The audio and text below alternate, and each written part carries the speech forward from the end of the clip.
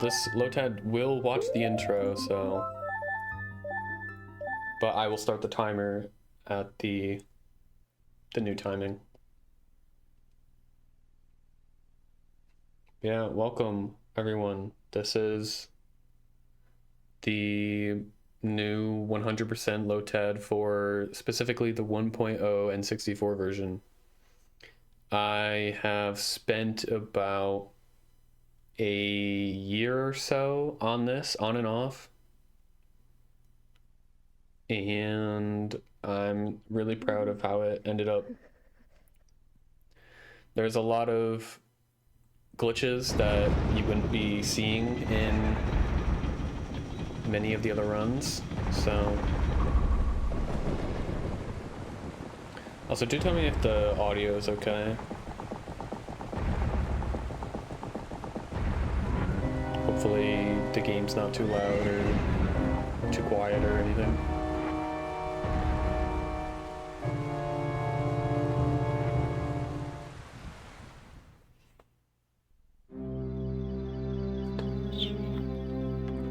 Also, yeah, I do have splits on the left side.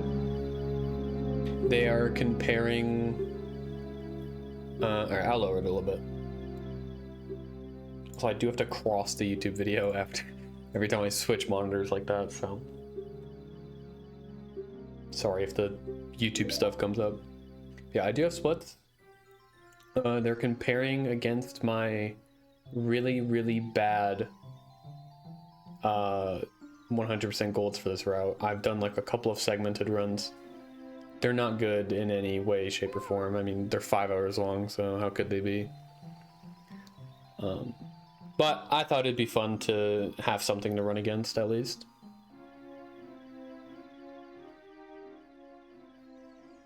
Okay, I did lower down. I did lower the game, so hopefully it's fine. Hopefully there's no difference between each cut in the video. How many desyncs did I have? Oh boy. It's in the double digits for sure. I had a really bad one that I really shouldn't have gone this long without checking, but I recorded 20,000 frames and then I went to run it back and it desynced right at the very beginning, so yeah, there was a couple. Especially with how the N64 memory works, the macros can't really be that long. So I had to start and stop the macros in kind of weird spots, like going into a loading zone. I would prefer to have it on like a save and quit, but I couldn't make that happen on everything, unfortunately.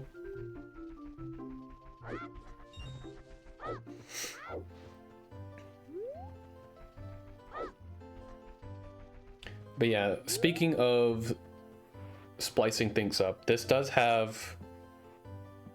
it was recorded in, I believe, 4 or 5 main macros. And then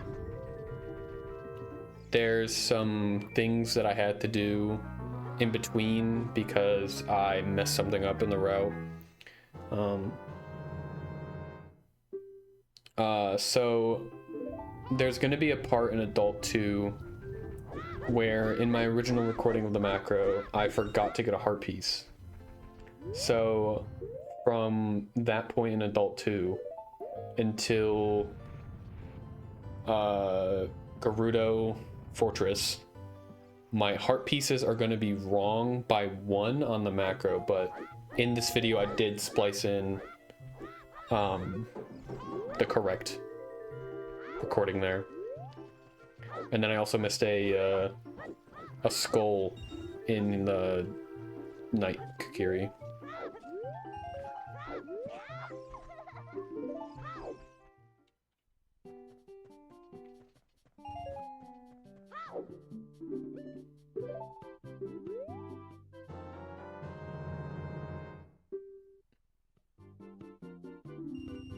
Yeah, I made sure that all the splices they look as nice as possible, so we'll see if anyone can actually know where I splice.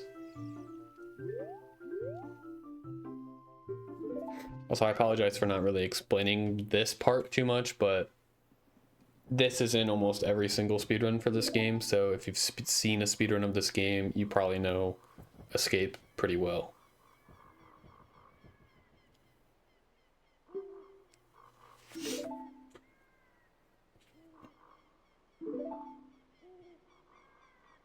Yeah, I'm actually not too familiar with the VC routing at this point.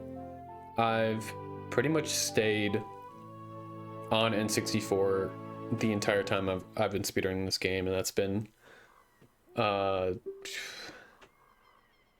11 years now. So I've been on N64 since day one. Don't think I'm gonna switch anytime soon. That's why I still stick with this console. But at least for old N64 routes, it's gonna start off pretty much the same it's been starting for many years now. You know, a lot of older speedruns used to go to Deku first and wrong warp to Ganon's castle and get to choose there, but that has since been routed out. We're going to be doing Deku as adult.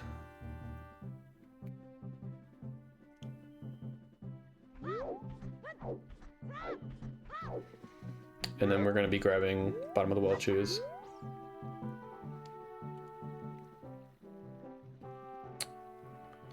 Yep, but here we can just get a very slow ESS off this wall, slashing this wall. Because when we're in ESS, the owl cannot talk to us. And that's nice because when we talk to the owl, the time of day pauses, and we really just need time of day to pass here, so that once we get to the castle, it'll be the right time of day.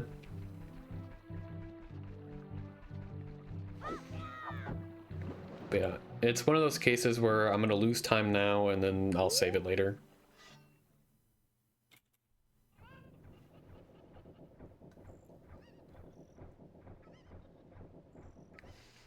Will the macros be up for download? I could arrange that, yeah.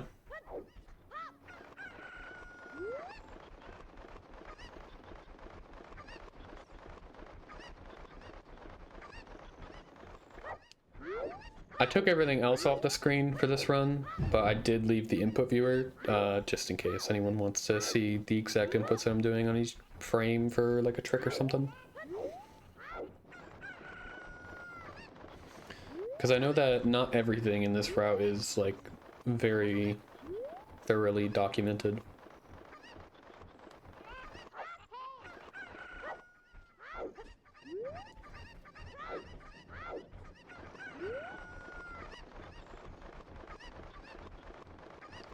Yeah, this is a classic Ocarina of Time speedrun stuff.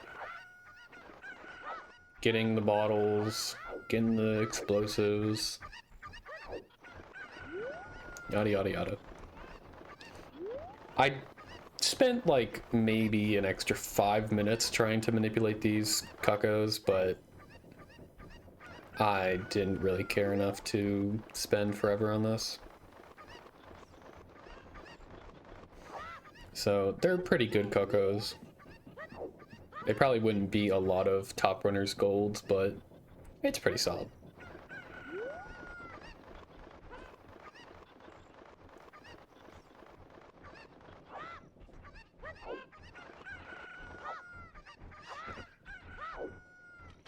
Yeah, you'll see that I have a very particular way of making these LOTADs. I try to make the I try to play relatively well throughout the whole run. But things like equips and like lining things up, like shooting something with a bow or hook shot, I usually went with frame advance. just to make those as optimal as possible. Plus it kind of looks cool when you just equip everything frame perfectly.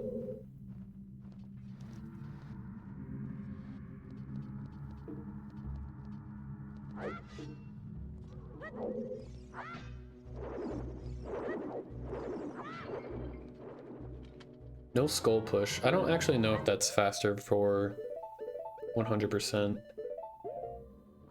It could be, but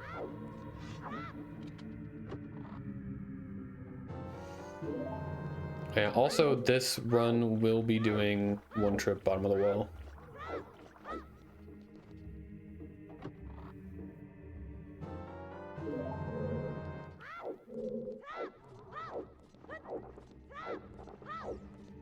Which, in my opinion, is really dumb. And I wish it wasn't fast.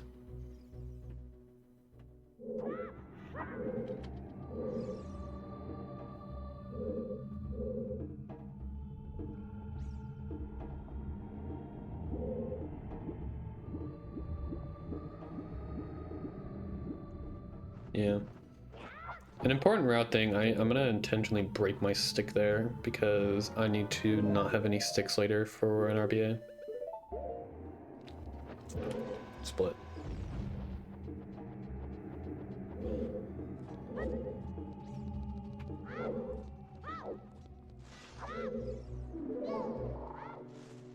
Skip it.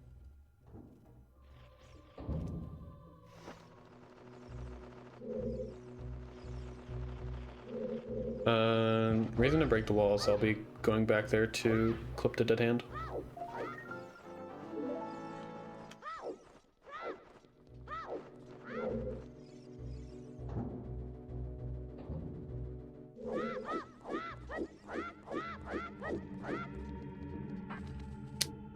Also, I'm sure that there's some movement stuff or small route things that I do that could be faster. So if there are, please let me know so I can be faster.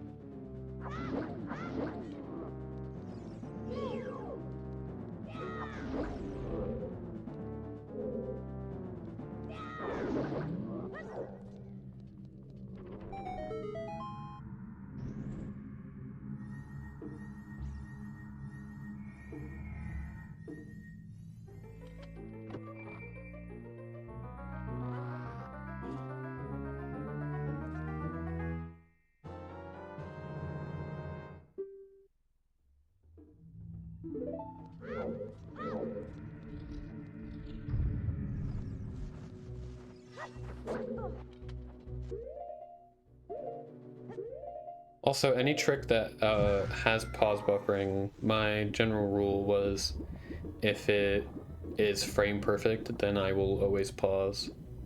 But if there's multiple frames, then I will usually just do them. Obviously, it depends trick to trick, but...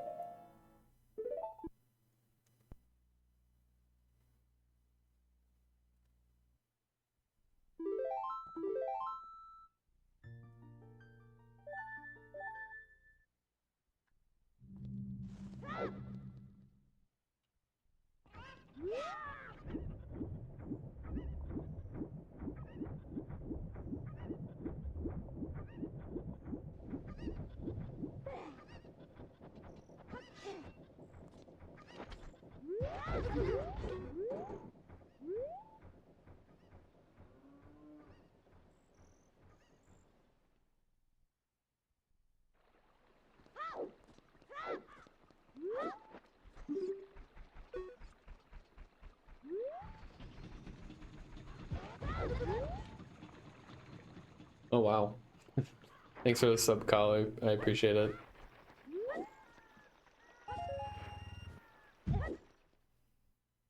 I'm not sure if that went through the stream, but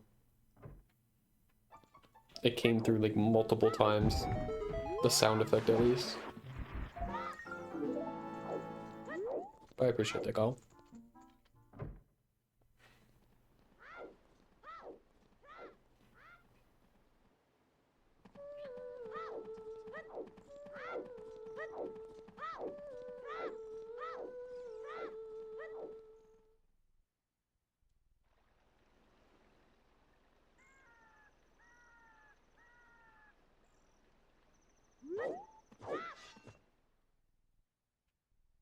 Yeah, that's a cool strat. Makes it so you don't, like, walk through.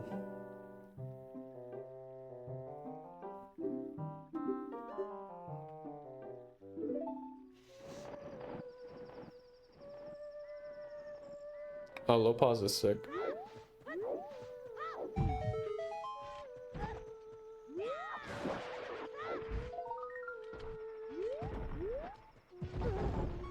He's the first RBA of the run that will RBA. We have bottle 1 on C, right? So we now have another bottle in our bottle 3 slot.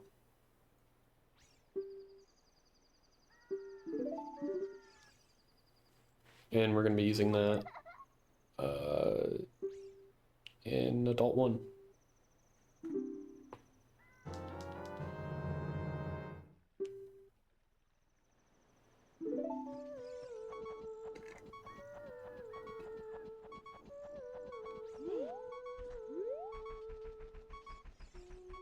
Yeah, this is why we did the that like ESS thing with the owl earlier, because we need to wake up Talon.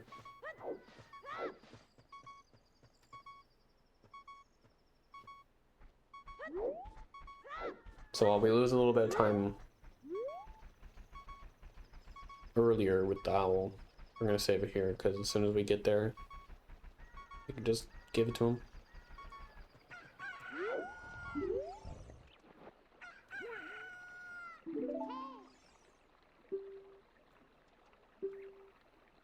I forgot to split.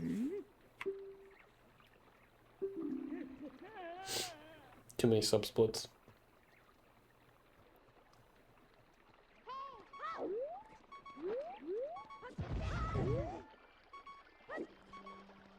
Also, we've been damaging down so that we are now at half a heart so that we can do the cutscene skip here. Although I'm sure everyone knows if you do frame perfect side hops here, then the guards cannot see because you have to be on the ground for 2 frames.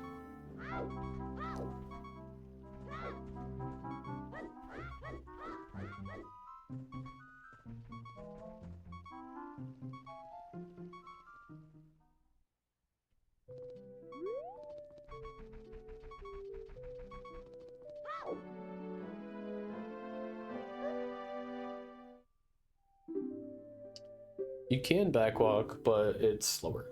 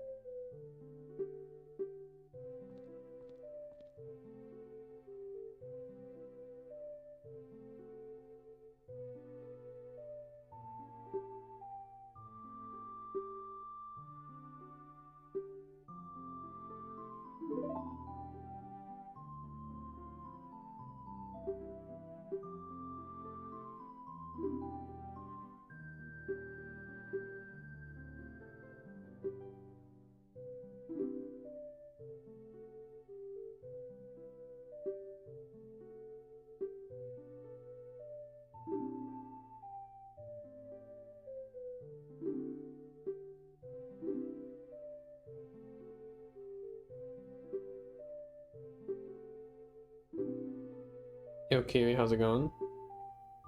Welcome to the premiere. We are currently watching cutscenes.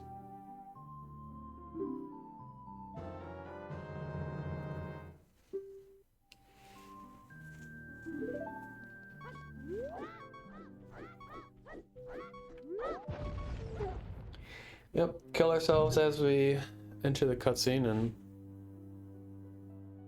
we can just skip it.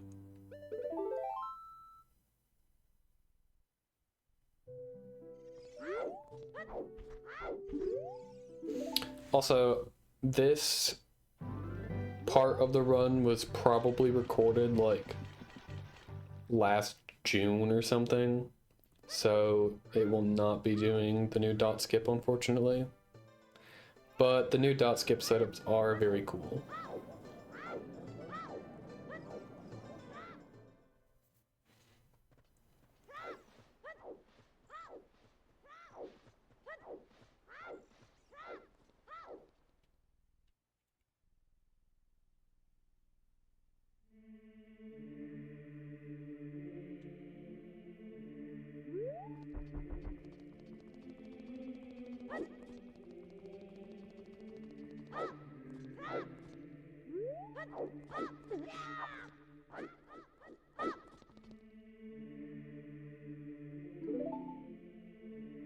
Classic dot skip.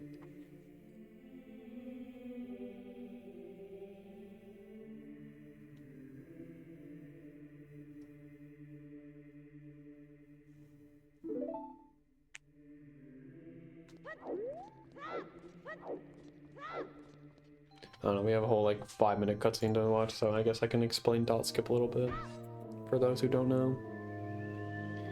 Basically, there's just a small gap in the door, and if you do this pretty precise backwards side hop, you can clip out, and then we can do a jump slash to clip back in. It's gotta be one of the oldest glitches in this game.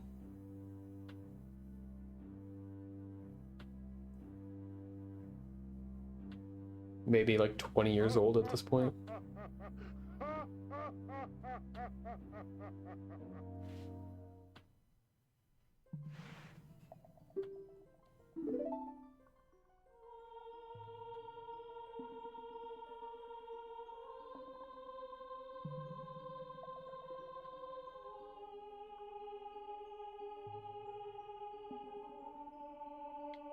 We did the old one.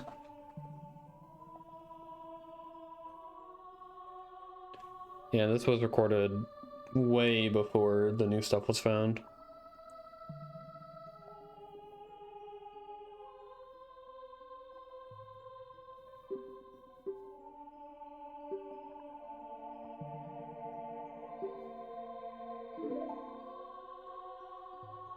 I don't think lunge storage is faster.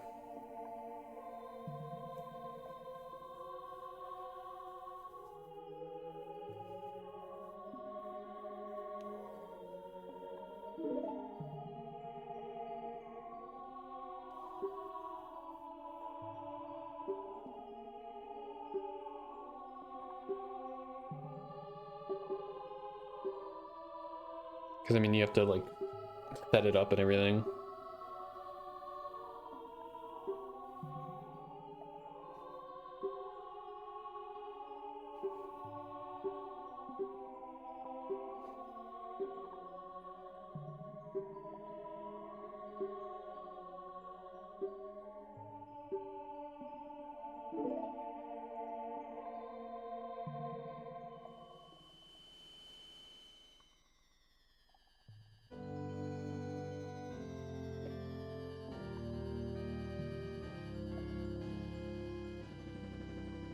Oh, but that is the first child section done of the run already.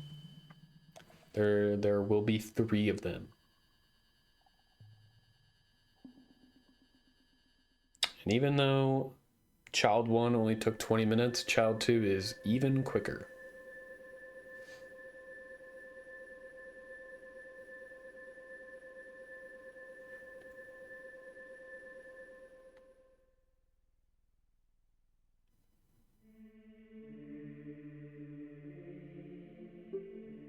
under 10 minutes, child, too.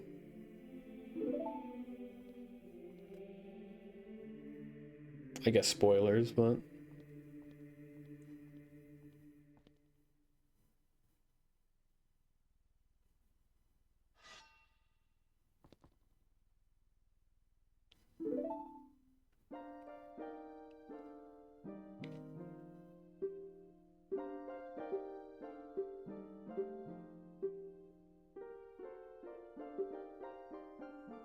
Yeah. Now we can head into the first. Yeah, this actually gets a Dampe record. 207 Dampe digs.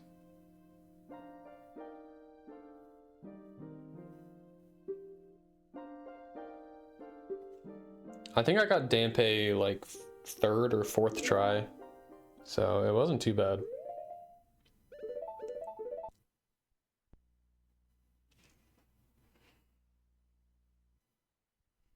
Yeah, Adult 1 is pretty fun. It is the longest section by far. Maybe the hardest as well. But also maybe the most fun.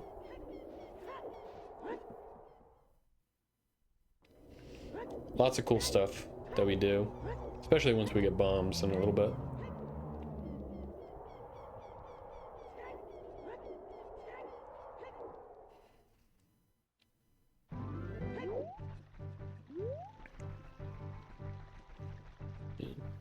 Unfortunately, we do not have very many explosives, so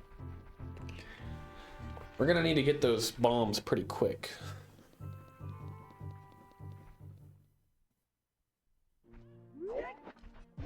We can do a hess here, though. We do have enough juice for that, thankfully. Because this hess is one of my favorites. Pretty satisfying setup. And the talk to Andrew is pretty sick.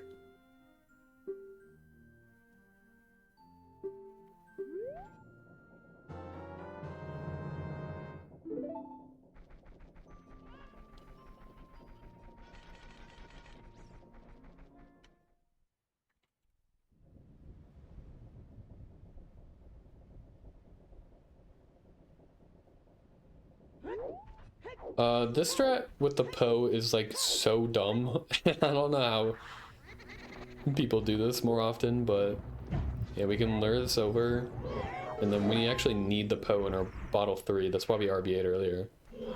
But we can do a jump slash, hit the grave, and then using the recoil, we can both talk to the Poe and enter the grave at the same time. It saves like a second.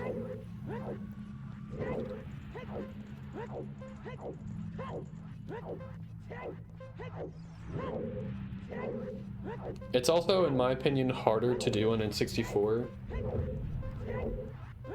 just because of how graves work.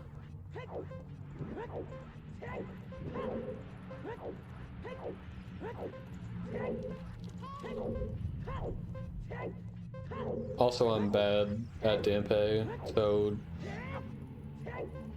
please don't ridicule my final time.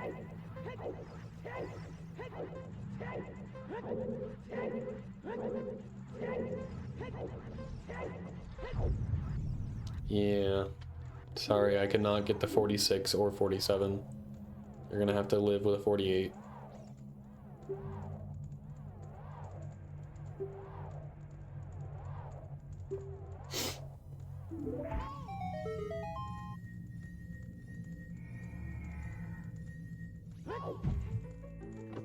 It is better than 50.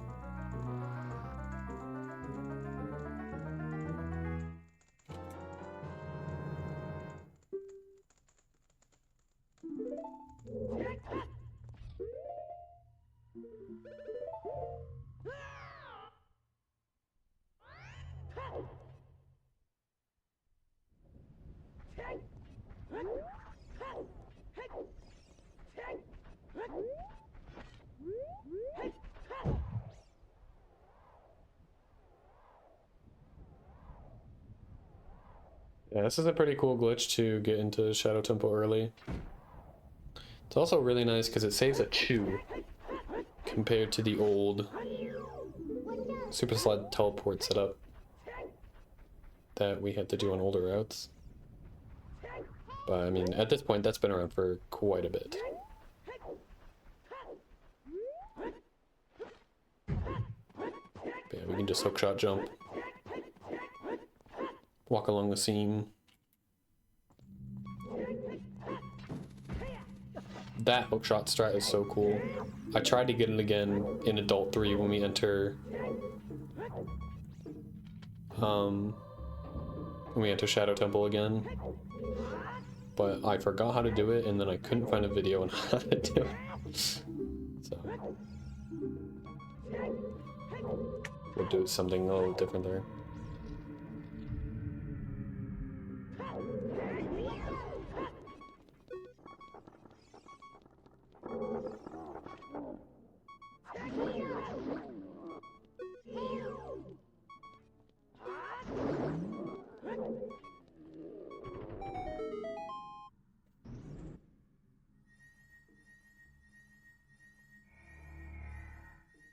Also, shoutouts to N64 actually having good reset times.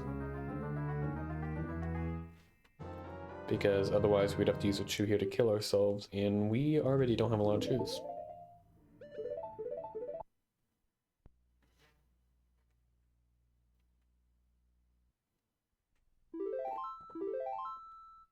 But now we get to do another RBA. This time we get to RBA chews. Well, we're RBAing with a Poe on C right, which will give us chews.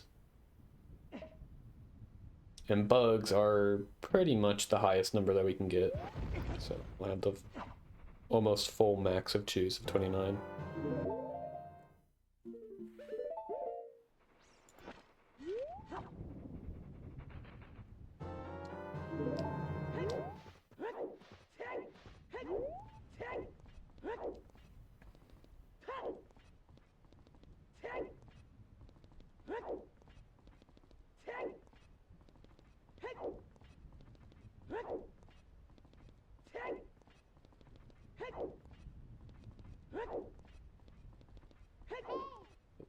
Might be a desync or something.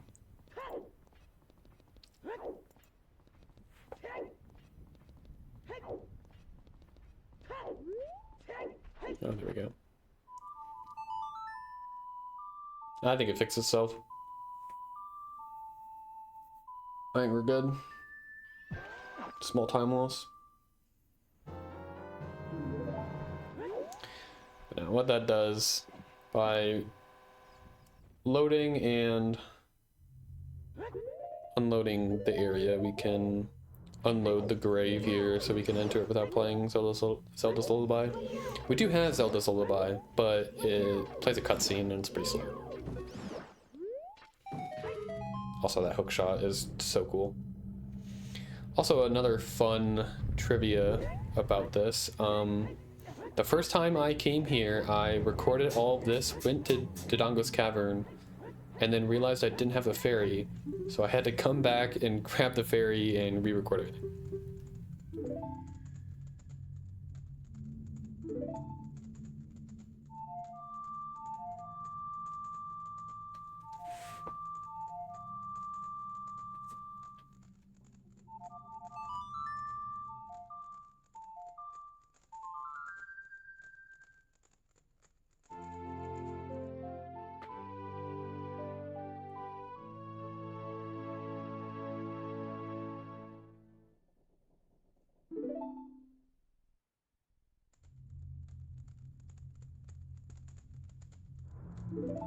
Oh, I forgot to split. My bad. Also, this hess is also really cool. It's very satisfying to pull off. I don't even think it saves that much time compared to a lot of other hesses, but it's cool, so you should always go for it.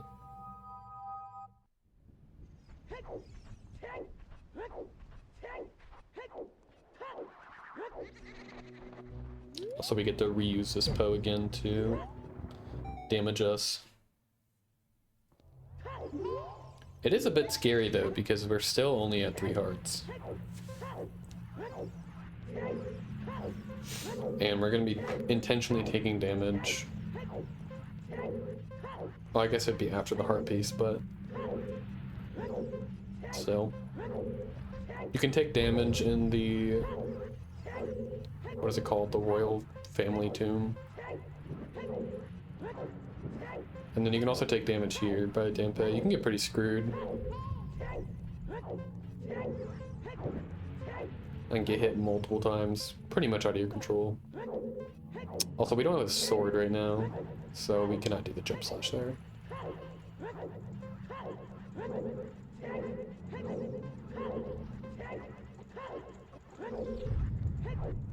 Yet another 48. We also can't do the normal clip here because we don't have sword, but there is another clip we can do by letting a chew expire. You just need the right angle and just clip right through.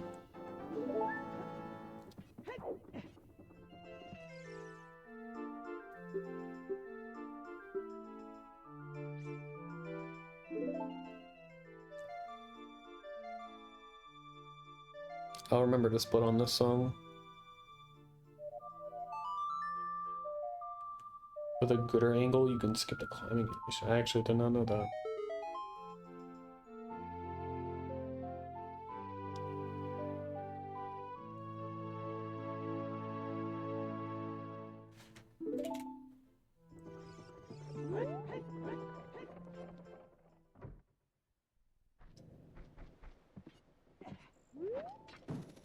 I see. I doubt it's possible with this setup then.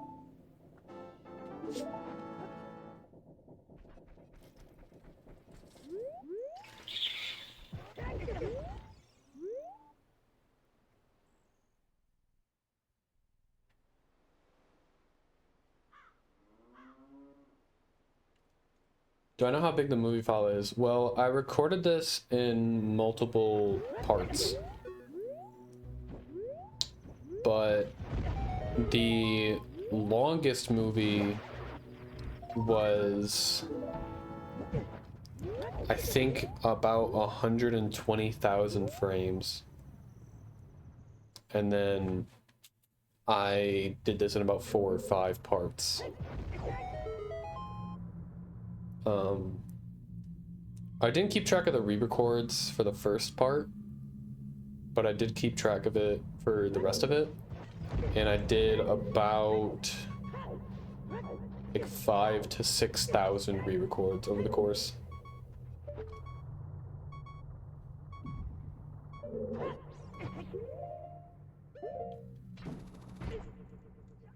Also, shout out Doom Jump. By hookshotting a ladder on the same frame that you die, you gain a lot of height. That's why we get the fairy earlier.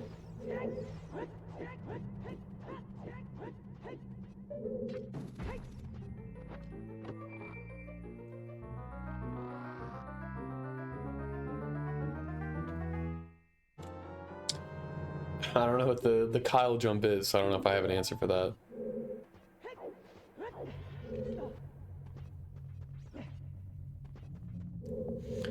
Also, I don't think it's actually faster to do the hess here anymore.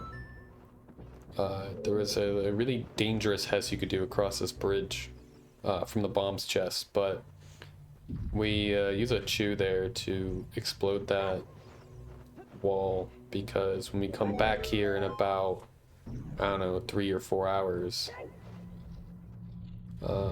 it will be nice to have that be gone. It'll save us a little bit of time.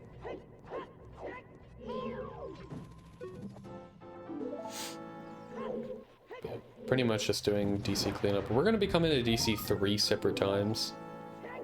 So this first trip, we're just really grabbing bombs and some skulls and leaving.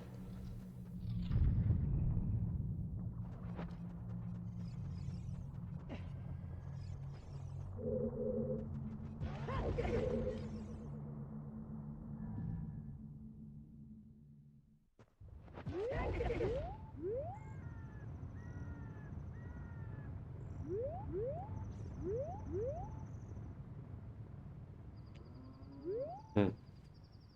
Yeah, I don't know if I've seen that before, actually. Also, when I was first learning this route, I made the grave error of grabbing the Goron tuning cube, which actually just ruins the route completely. we desperately need to not have Goron tunic for a trick later.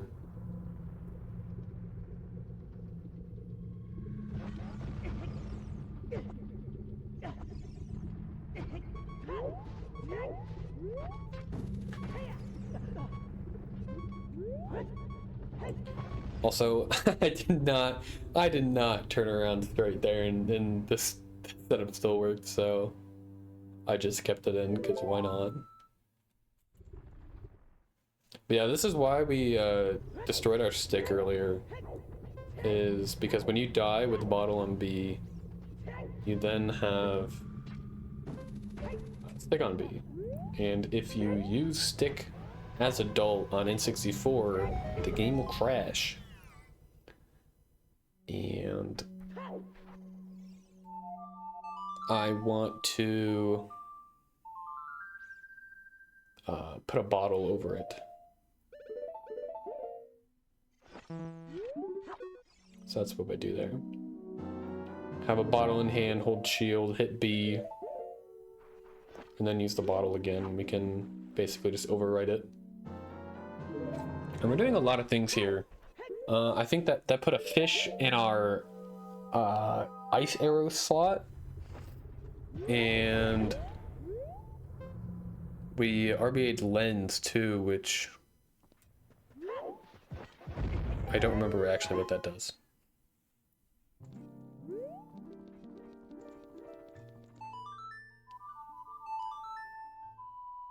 I should probably have the RBA chart up. Yeah, hammer slot. Yep. That's what it is. Yeah, so now we have a fairy in our hammer slot and a fish in our ice arrow slot. And we're going to be using both of those. Yeah, and it also does have the added benefit of the quicker animation, the chest animation for hammer and ice arrows. Although that's not the main reason we do it.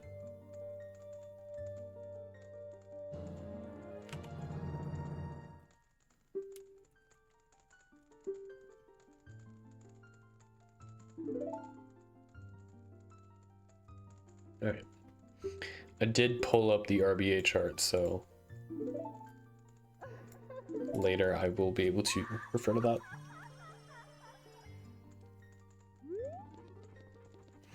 Okay, so we will be doing a bigger RBA in a little bit.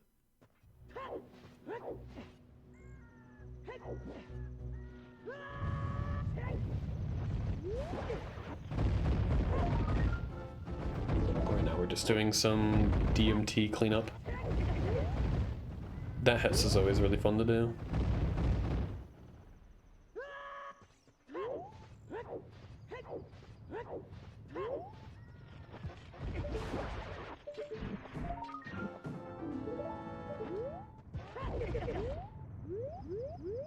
Oh, that's funny. We are running pretty low on shoes right now. If only there was a way to instantly get shoes. Well, I didn't mention this earlier, but when I was jumping off of DMT, I purposefully landed on the ledge with where the gossip stone is, so that I don't take a full heart of damage.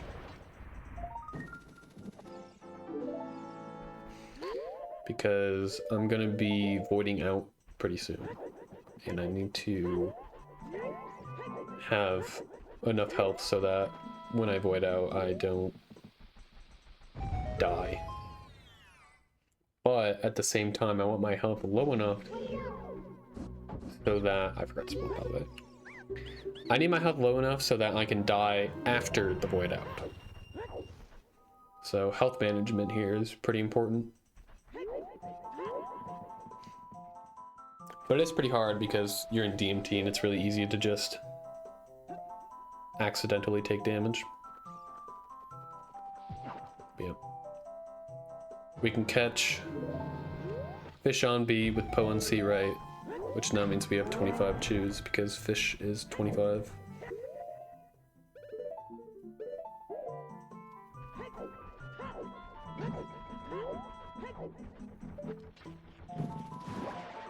Make sure to not forget the skull. I feel like this is a very forgettable skull.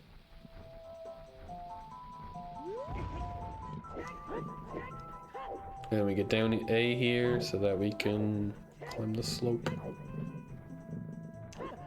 But yeah, this room requires us to take 1.5 hearts of damage. 1 for the down A, or half for the down A, and 1 for the void out.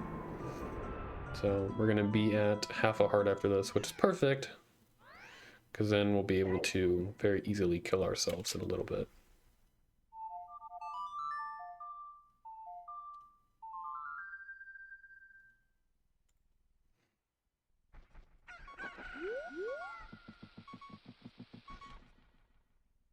Also right here, mid-hess, I'm going to drop choose with Cucko on C right. Also nice bomb drop. And that will give us the dive meter. So now we can dive here, which is why I played Sun Song here instead of waiting to enter this area, which passes time of day. So there's not really a good setup to clip past that block to get into Zora's River. At least not without sword. You can do a thing with hover boots, and that's something I did mess with, was dropping the fish while I have hover boots so that I fall and I can just swim. Using the bottle cutscene. But the issue with that is that I need to have Cucko, and the Cucko is not awake when I enter Lost Woods. And you need it to be night there anyway to get the skulls. So it's kind of an awkward thing there, but it's fine.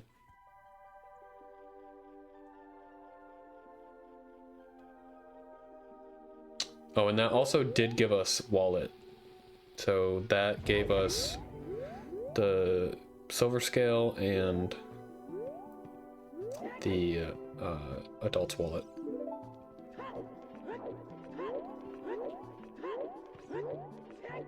Which means that later we will only need to grab 1 more scale and 1 more wallet.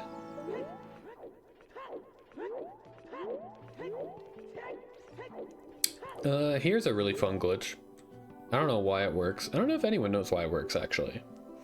But on the 1.0 version, if you just hold R, you will get the eyeball frog instead of the Zora tunic. But something newer is that if we play a warp song to get the timer to expire, we can do a glitch to get both the eyeball frog and the Zora tunic from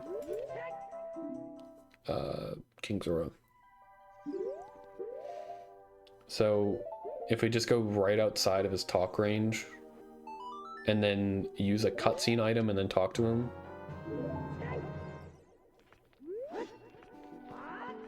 then we can get the Zora tunic as well. So now we have prescription and Zora tunic.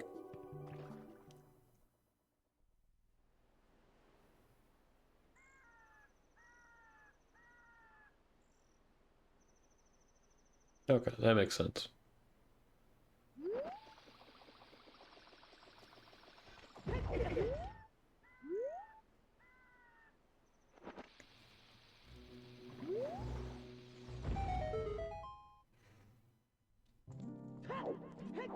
This section of the game is always very, very scary when you're doing an actual speedrun because we have very limited resources and there's not really any place to get more resources in this area. So our bomb count especially is going to be pretty low without any way of really getting a bomb drop. Besides if you get like super lucky by some magic RNG drop.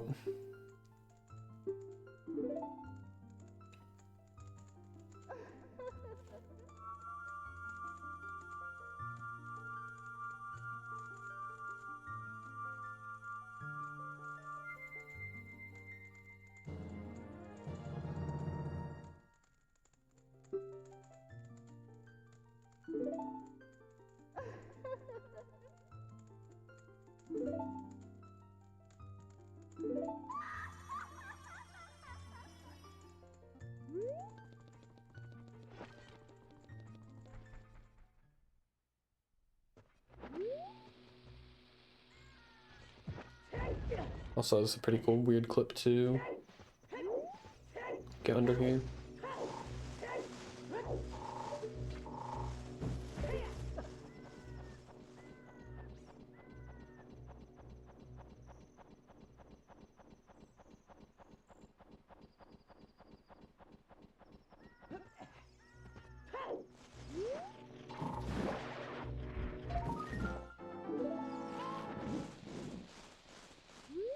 Also one of my favorite mega flips in the entire game, which is land right on the harpies.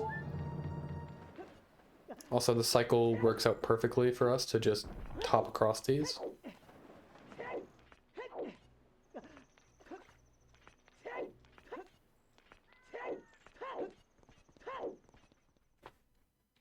Nice climb animation skip, which is like way harder than it looks for some reason.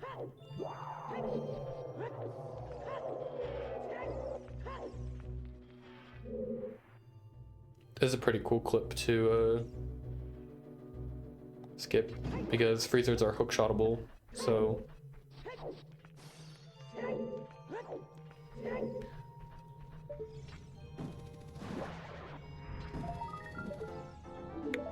do you mean the climb animation skip? It's just based on where you like land on the platform, so you have to land on the back of it so that it tilts up more.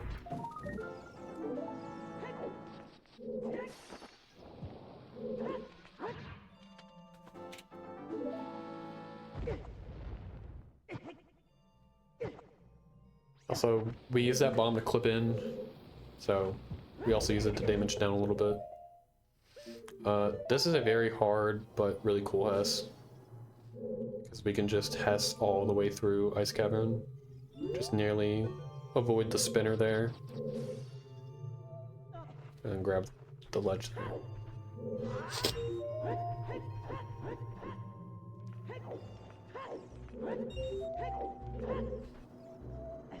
This room is really cool,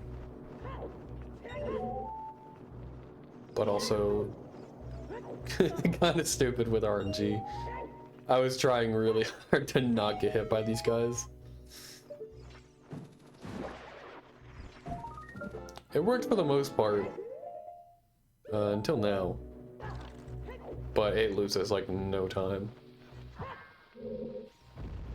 I spent a lot of time in this room and I kept getting really bad RNG.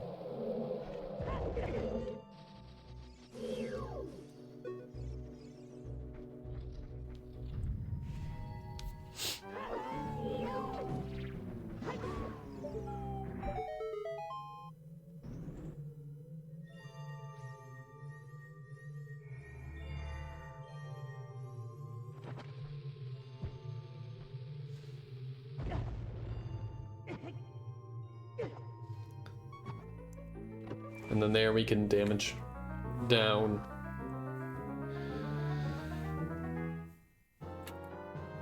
And then we can open the chest with 0 hearts and die and skip this cutscene, which is really nice.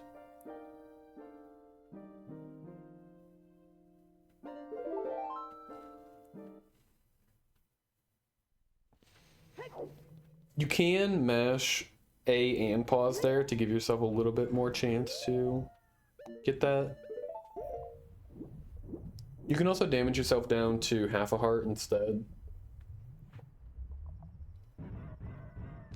Also, I know that this part is unoptimal. I don't know how to make this optimal.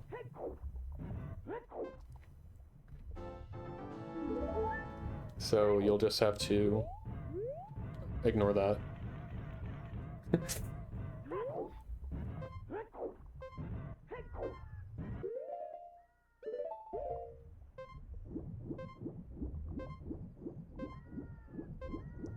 Yeah, you can sidewalk down, but I know that like at certain points rolling's faster, at certain points backwalking's faster, at certain points like just walking is faster.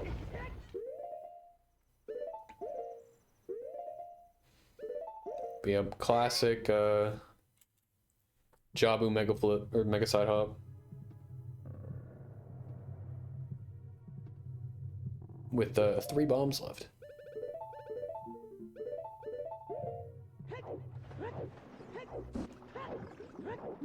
Also, you know, we had to wear the Zora tunic for the run. The best tunic. And yes, we will be wearing this tunic for the rest of the run.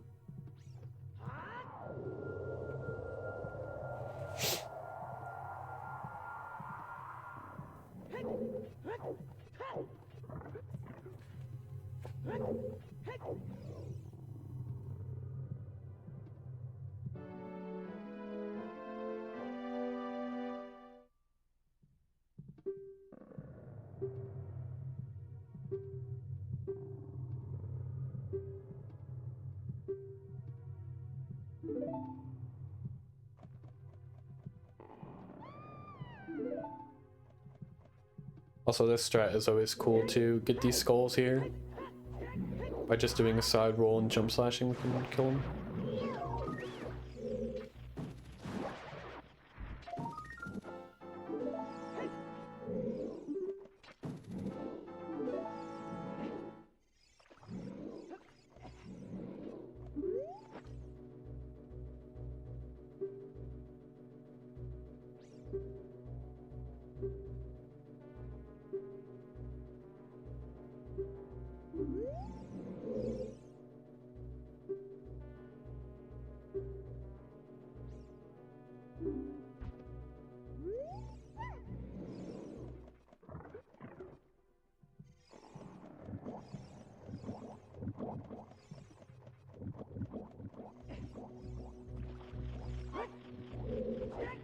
Also, this is one of the optimizations that I just forgot to put in.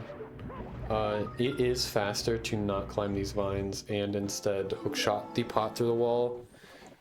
Because if it will fly down. So I do lose, like, I don't know, maybe a second or two. And I just didn't realize until after it was too late.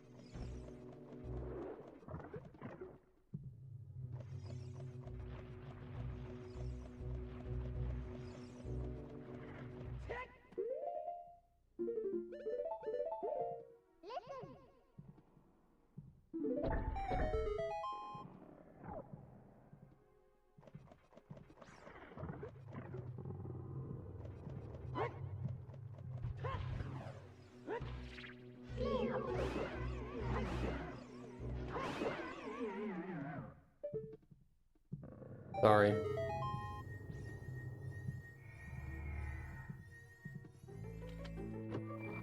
It's slow.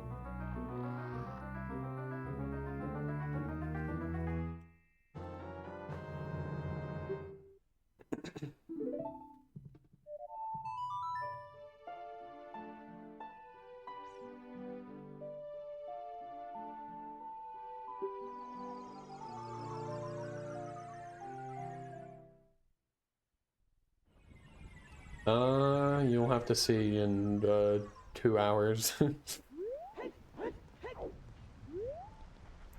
There may be Bill.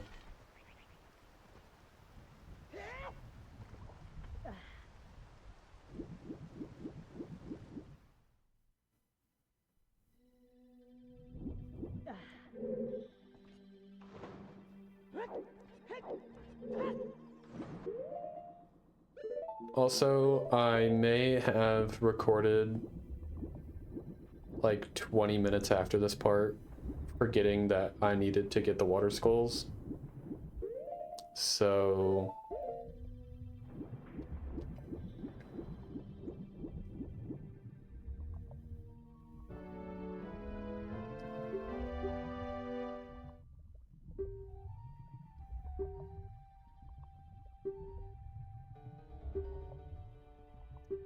I did go back and get him though.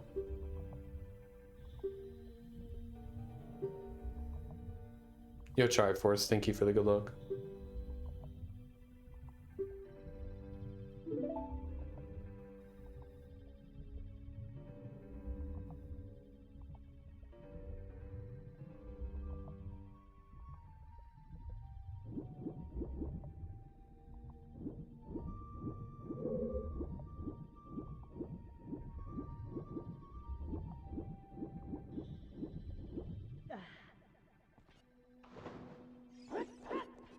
Oh yeah, this is pretty cool. I think this is pretty new to the route.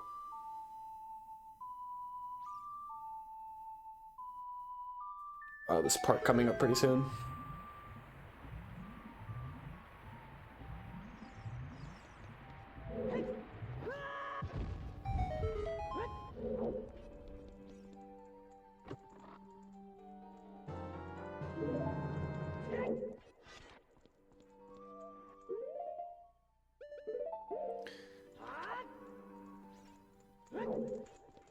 Yeah, by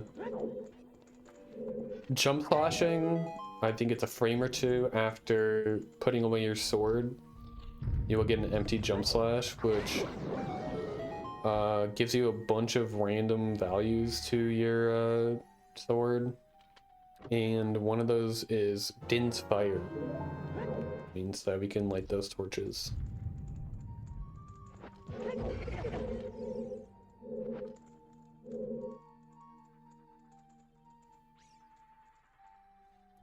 We'll be using QPA a couple times in this run because it's very, very useful.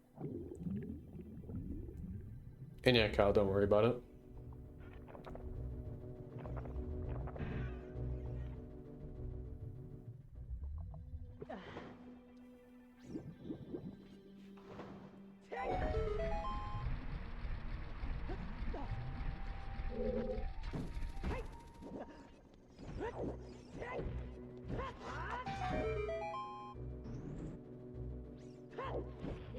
Yeah, that recoil underwater is really, really cool. It's a really cool strat.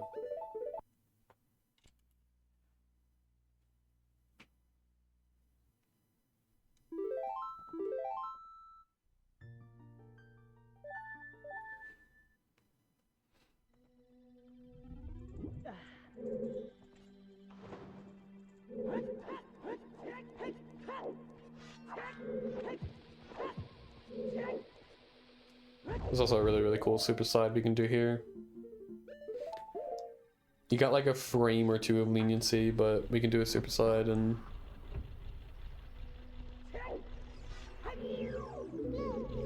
just barely enter that door without raising the water.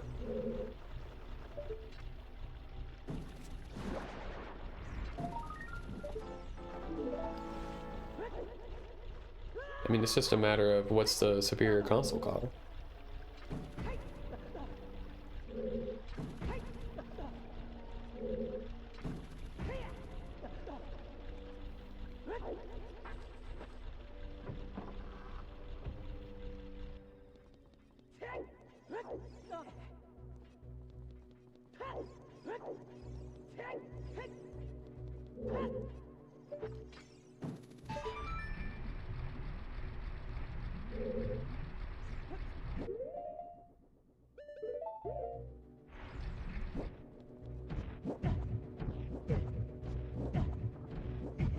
We do need a damage down there for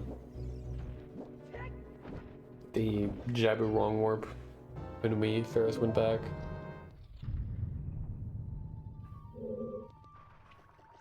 And it's awkward because we save and quit, which puts us at 3 hearts.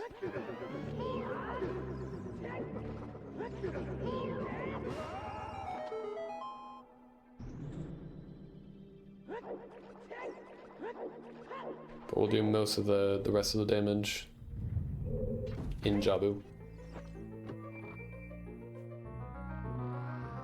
Because we'd rather not waste an extra bomb or 2 trying to do it.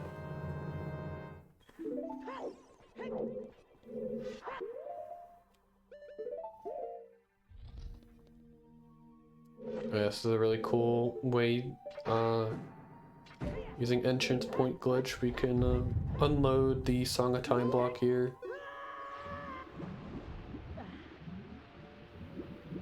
Also, I just did that side hop for swag.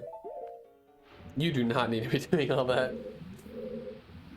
But I thought it was cool, so I did it.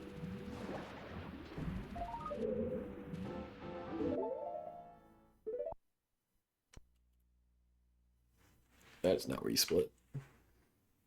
I've been working on this on and off for about a year. So, it's been quite a while.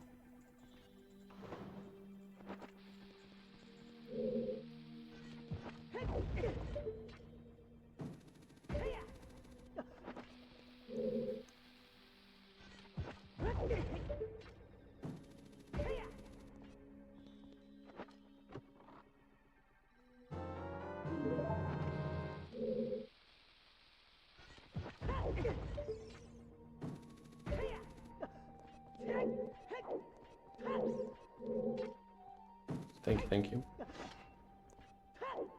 Well, this is a really cool strat here. Kind of a cool setup that I came up with. We can use the side hop momentum to get QPA such that when we slash, we land on the platform. So that we can light the torch here. It's pretty awkward to get QPA here in a spot where we don't fall all the way down to the bottom.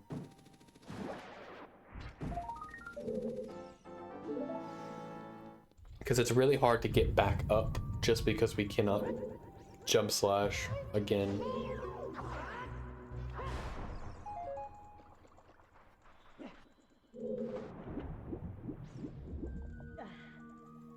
Ignore this.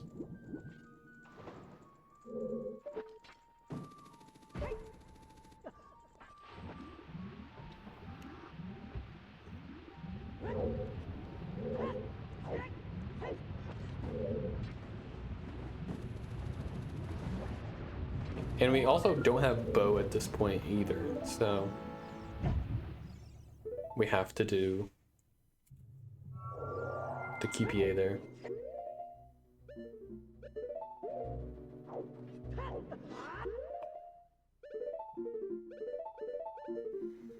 Also, this is the first equip swap of the run, which allows us to equip Boomerang over the Pharaoh's Wind slot, allowing us to use Boomerang as adult.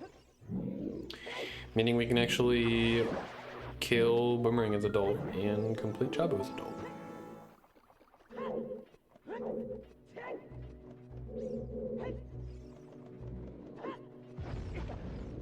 Also, that's a really cool skip to get past the boss door.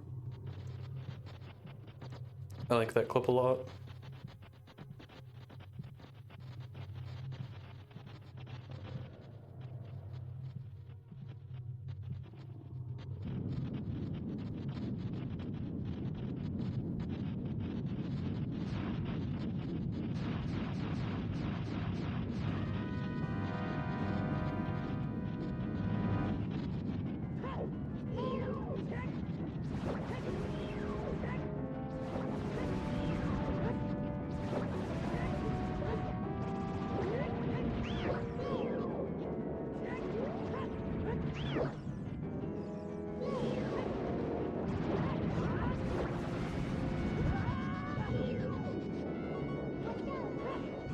Yep, this is Baronade. We need to kill Baronade in a very specific spot in the room so that the warp is in the correct location so that we can do a wrong warp here.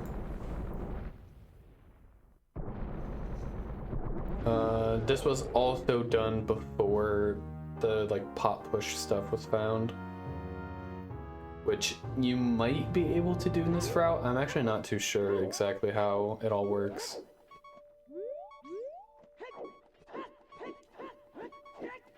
But yeah, we can use the fairy that's in our hammer slot to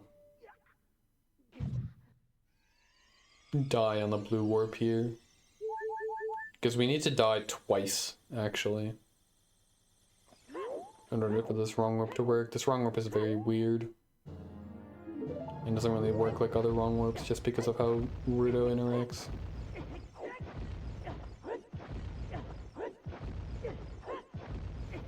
Yeah, we gotta kill ourselves again.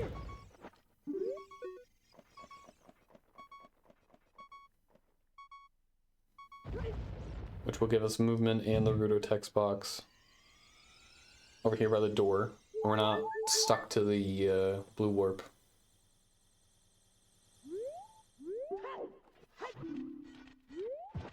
Use a chew to clip out of bounds through the door. And then we can do this setup to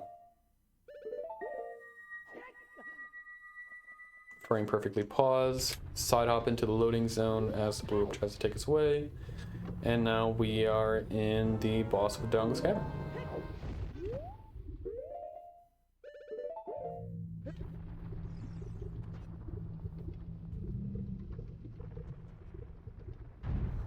On top of that, we did something called restricted items by equipping Farah's Wind over a useful item, which will allow us to use Farah's Wind in the boss room, which normally you're not supposed to do, especially if it's not on B.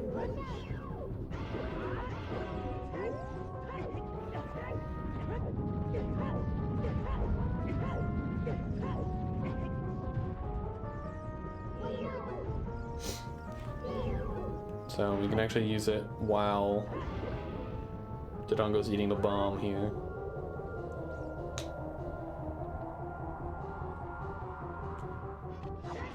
And he's dead. Hardest boss in the game.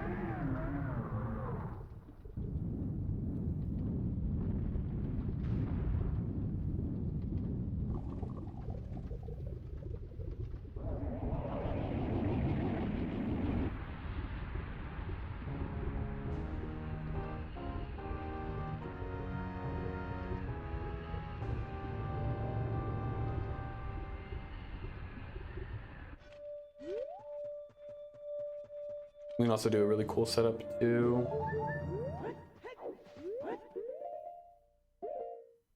hit the frame. I much prefer these Farah's Wind setups.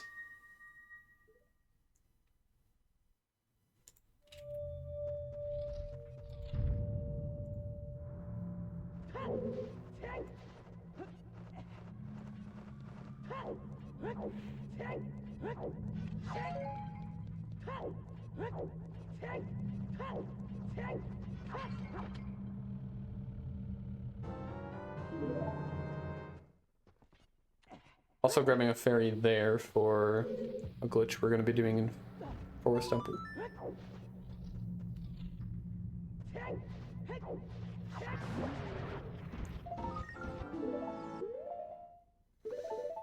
As that is the next place we're going to be going.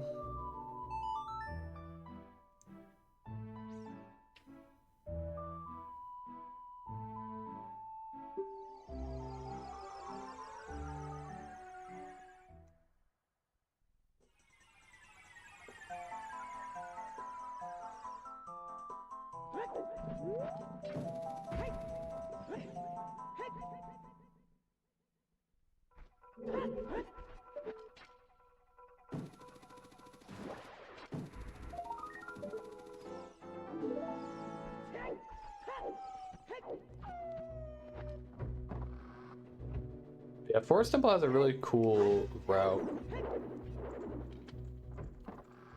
because of jungle jump, which I learned for this LOTAD because I do not normally go for it in my runs. But I think it saves about a minute or something. Also, by catching fish here at the same time as this cutscene starts, it allows us to hop in the elevator before it goes down, which is very nice because there is a skull down here.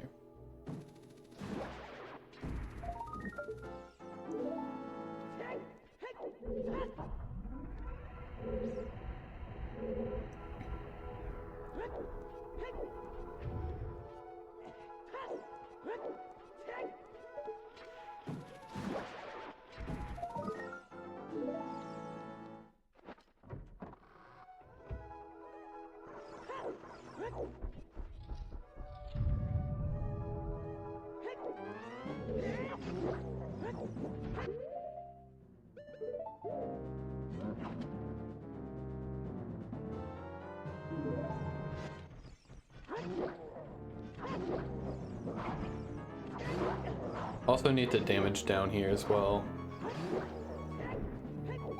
That was really annoying to try to manipulate.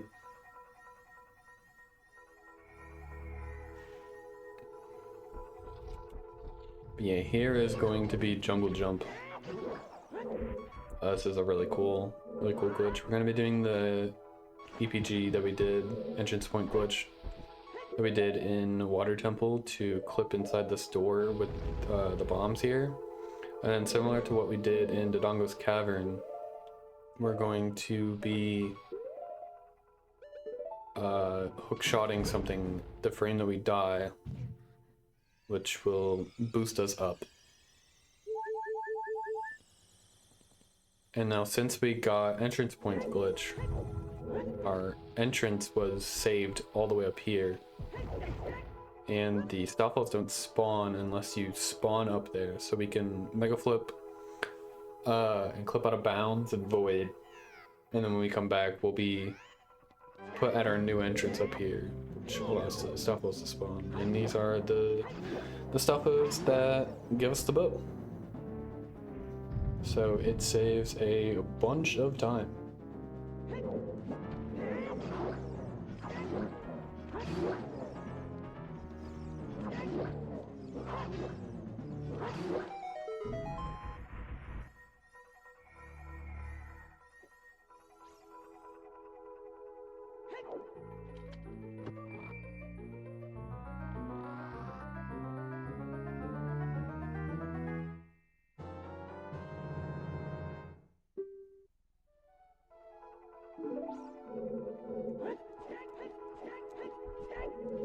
We can also do a super slide here with the hover boots to clip out of bounds and enter the boss room.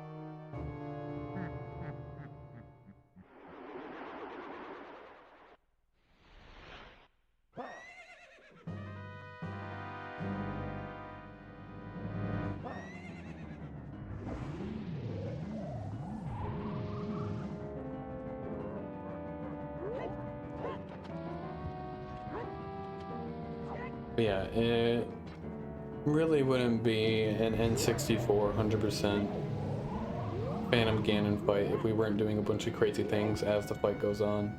So we will be RBing during the fight. That's why I got ISG there in the beginning. I cannot be losing that. So now we got 25 chews. It's really good because we're going to be using a lot of chews in here.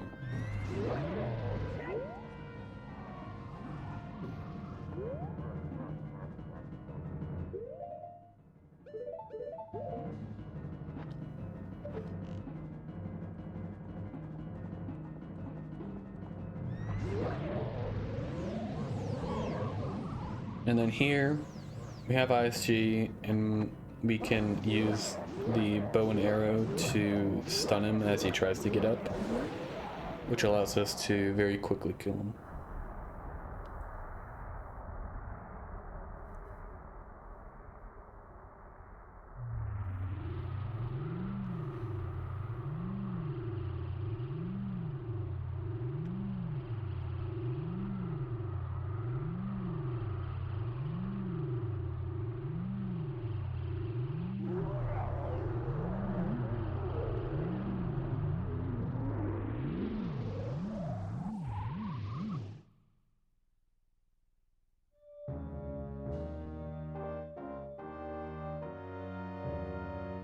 And to save ourselves some time, we're going to pick up the heart container now, as opposed to doing the wrong warp and then coming back up. But that means that we need to damage ourselves down from 7 hearts to half a heart, because picking up the heart container fills up our hearts.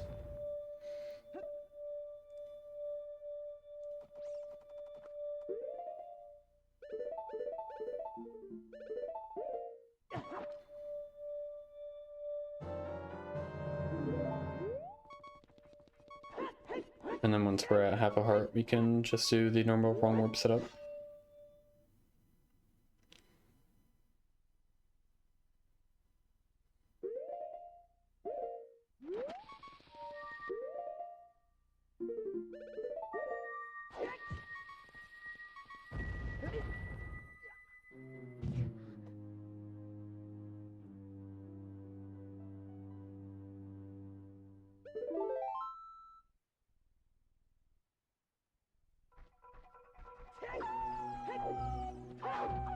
And we still need to go back in there, because as soon as we got the bow, we went and killed the boss.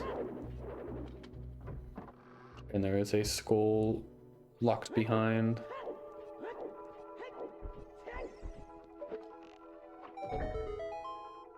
So we need to very quickly grab it.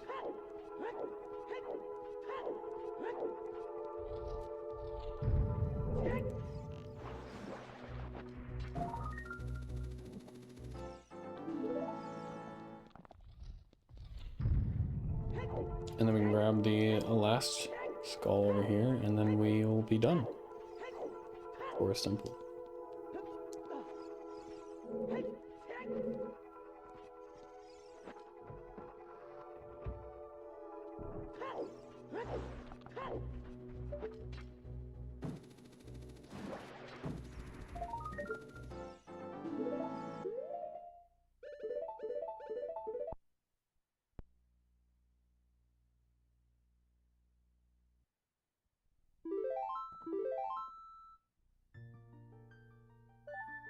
And then we can do a double save warp to get back to Temple of Time.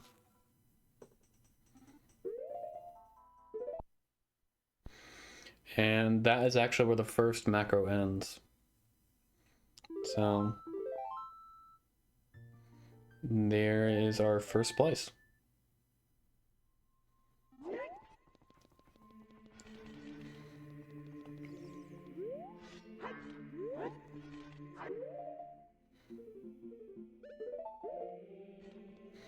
This is a really cool setup to skip Door of Time as adult.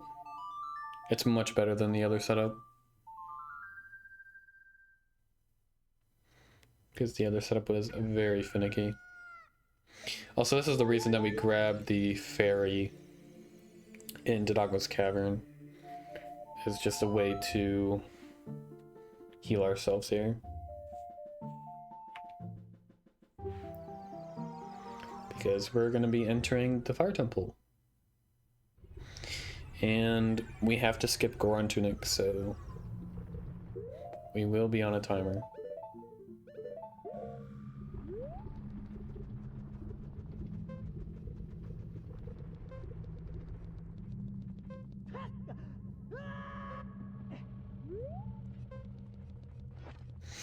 I'll also try to hold my health as much as I can here.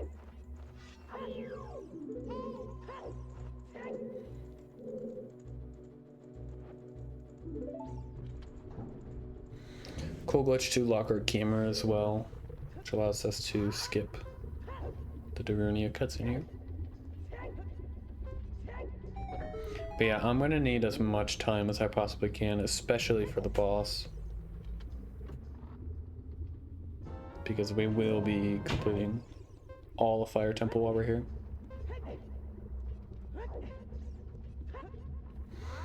And Fire Temple, in a way, is kind of how this whole route works in the first place.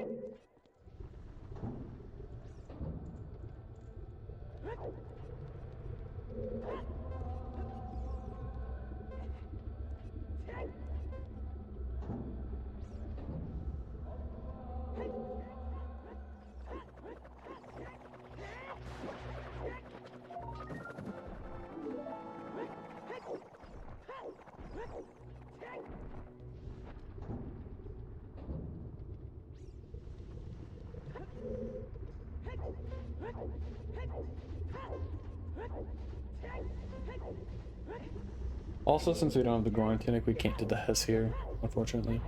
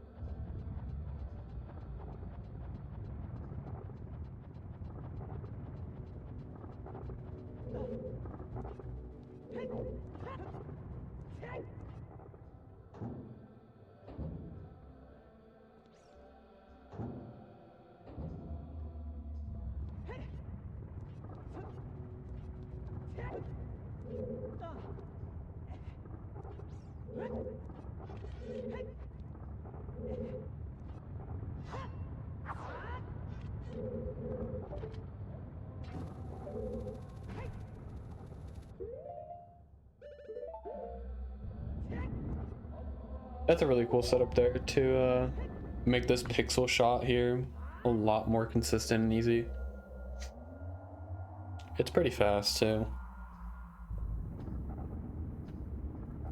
You basically only need to aim up and down to make it work.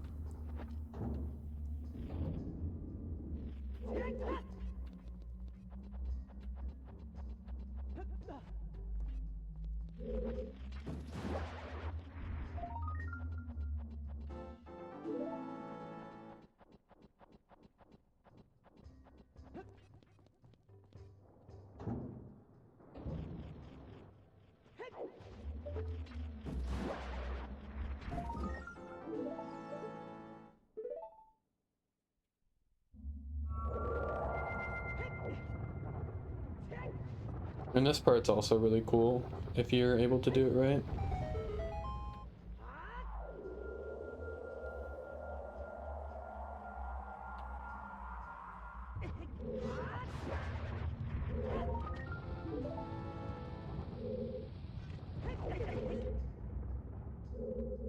You can hess through the maze as the boulders go, and it's really tight to actually get behind that corner there.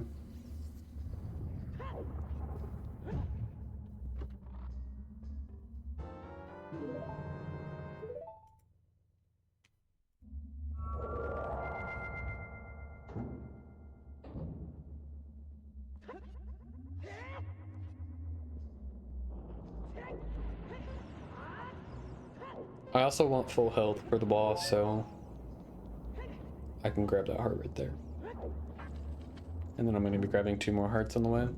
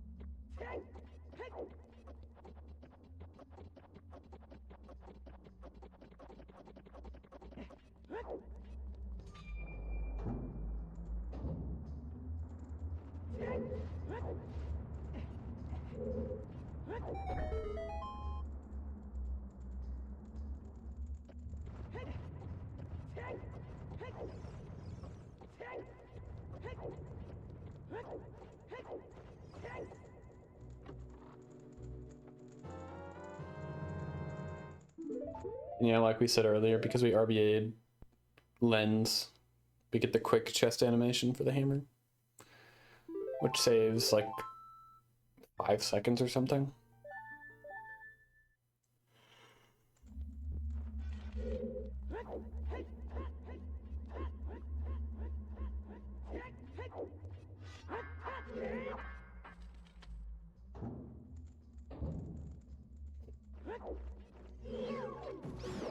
This room took me a very long time to do correctly, but I'm glad I spent the time on it because the final project was very good. I got some pretty good RNG.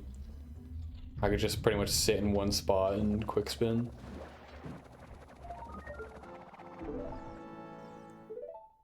Alright, now we can actually like do something interesting. Fire Temple, honestly, to me is one of the more boring dungeons in the run, aside from the end.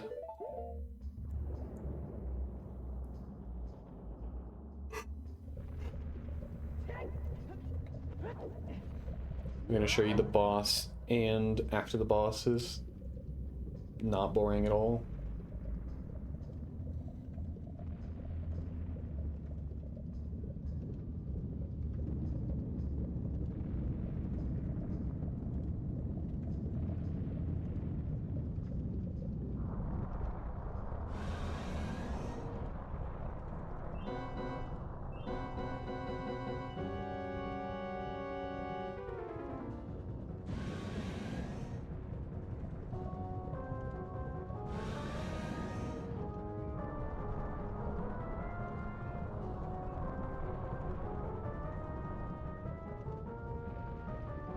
Yeah, this is why it's so important that we have health here.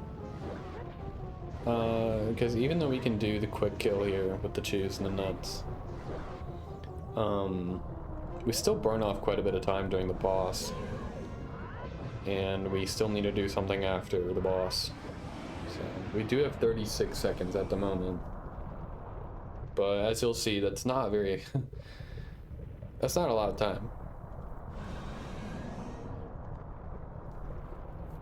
In fact, here, I usually grab a backup fairy in runs, just because this is pretty precise.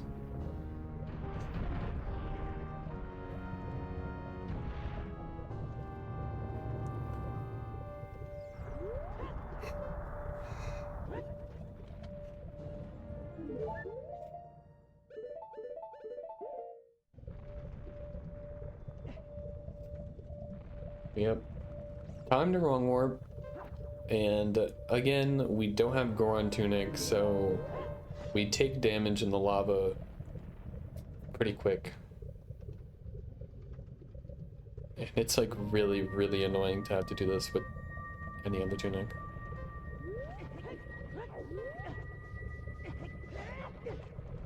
But we can clip to the wall here and use the blue warp to float back up to the door. Do a couple spins.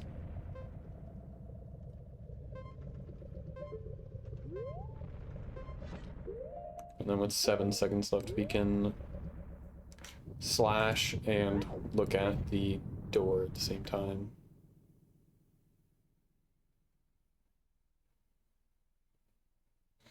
And now we're in Ganon's castle.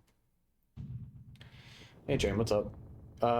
These are my splits that I did with this route. I did like a couple of like segmented stuff. They're not good by any means, but I thought it'd be fun to compare against something. You can kind of see the pace as we go along. Already down to 4 hours and 27 minutes compared to the 5 hours start time. Not too bad.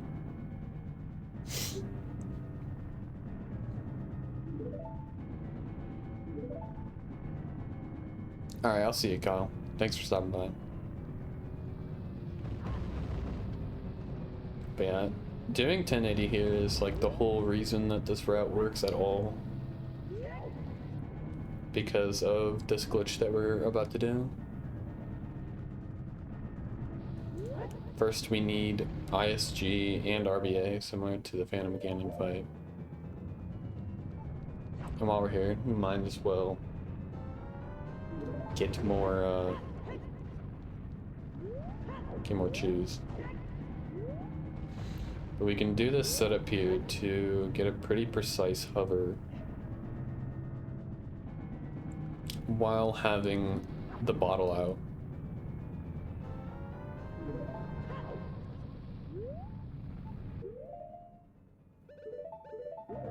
And then by trying to roll, pull out hook shot, and then hit the fish button, it acts as Ocarina of Items, and we can do that as an OI dive.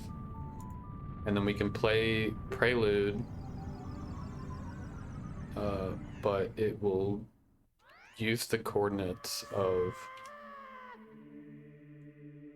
Ganon's castle, which puts us right above the Master Sword. Which means, as far as I know, this is the only RTA viable way to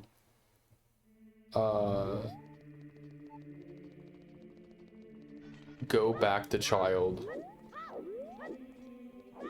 as adult with fish on B on N64. VC has the very big advantage of being able to use sticks, but sticks crash on N64. So we can unfortunately not do that here. So I think that's the only way you can RTA viably do it. And Drain, no, this is no SRM.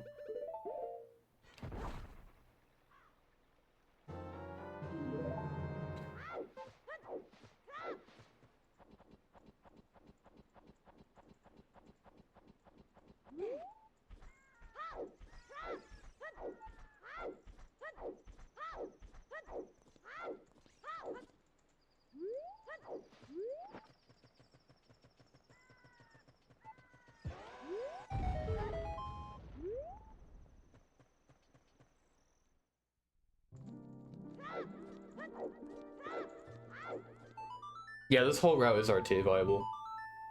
This is the most up-to-date completed route for N64 for Hundo. There's always stuff being worked on. I know that Cabbage is developing, I don't know, what seems to be like 5 new routes each week. But yeah, this is the most fleshed out one.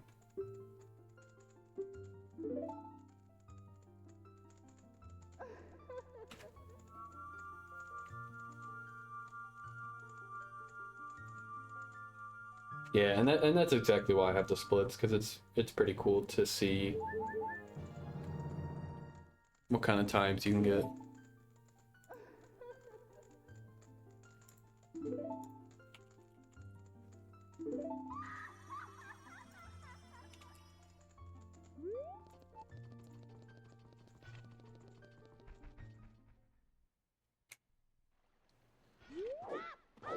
Also, I saw someone do this setup.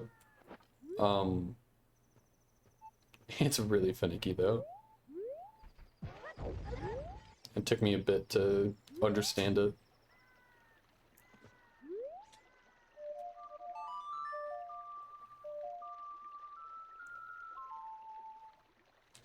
Yeah, this is Child 2. Child 2 is like it's the shortest segment in the entire run and half of its cutscenes.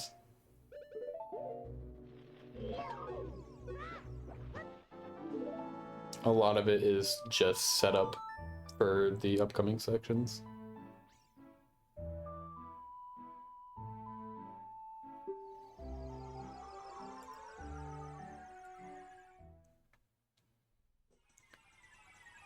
I think theoretically you could just go to child and then instantly go back to adult just to put Pharaoh's Wind on B.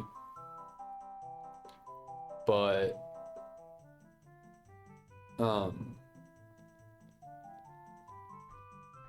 doing the stuff that we do makes it a lot more convenient to do the stuff that we do in adult too, especially having extra magic and bombs.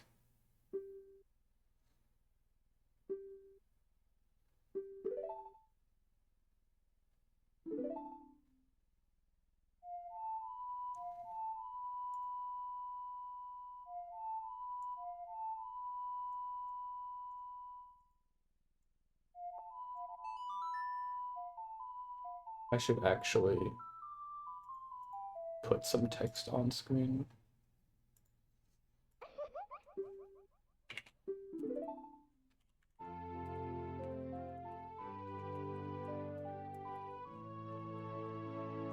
Alright, I will fix this in just a second. You're not missing much.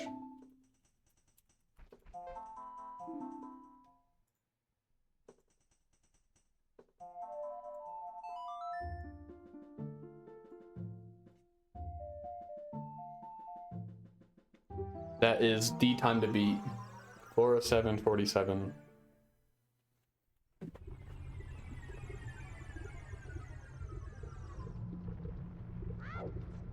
Hopefully I can beat the 7-year-old world record. But I don't know, Zivchi's pretty good.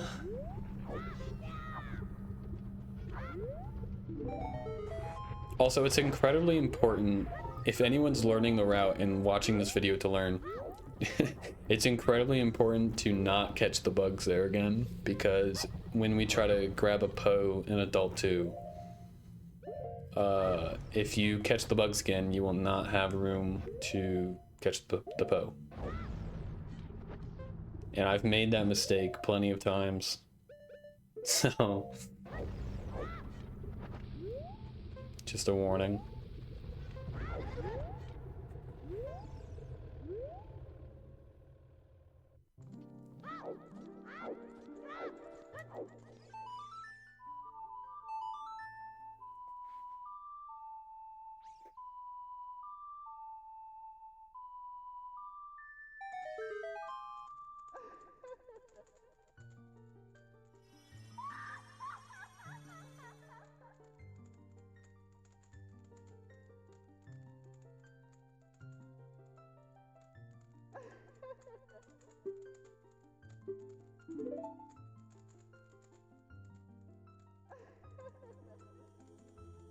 I do wish child sections had more than just cutscenes. It feels like a lot of it is just watching cutscenes, whether it's magic and dense fire, or for watching the Ocarina of Time cutscene. Child just has so many cutscenes.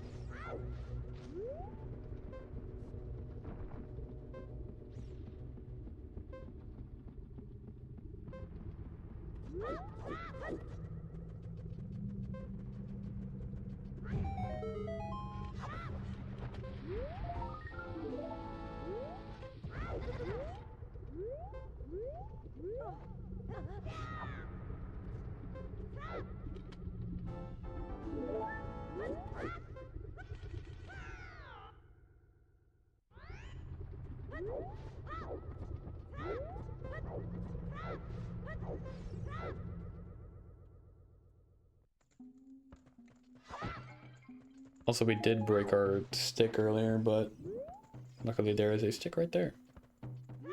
Otherwise, I'm not actually sure where we would get a stick. So thankfully it works out pretty well.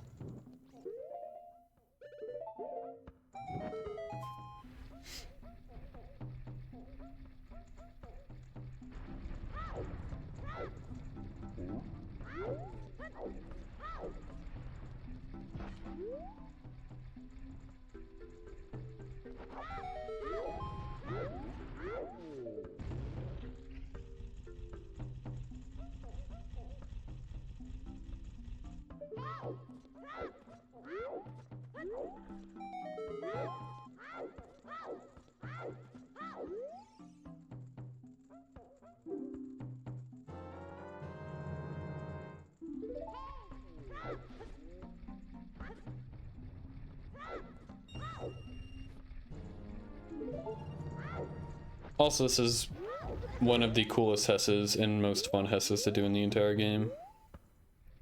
Just hess the entirety of Goron City. As we just clip behind a bunch of rocks.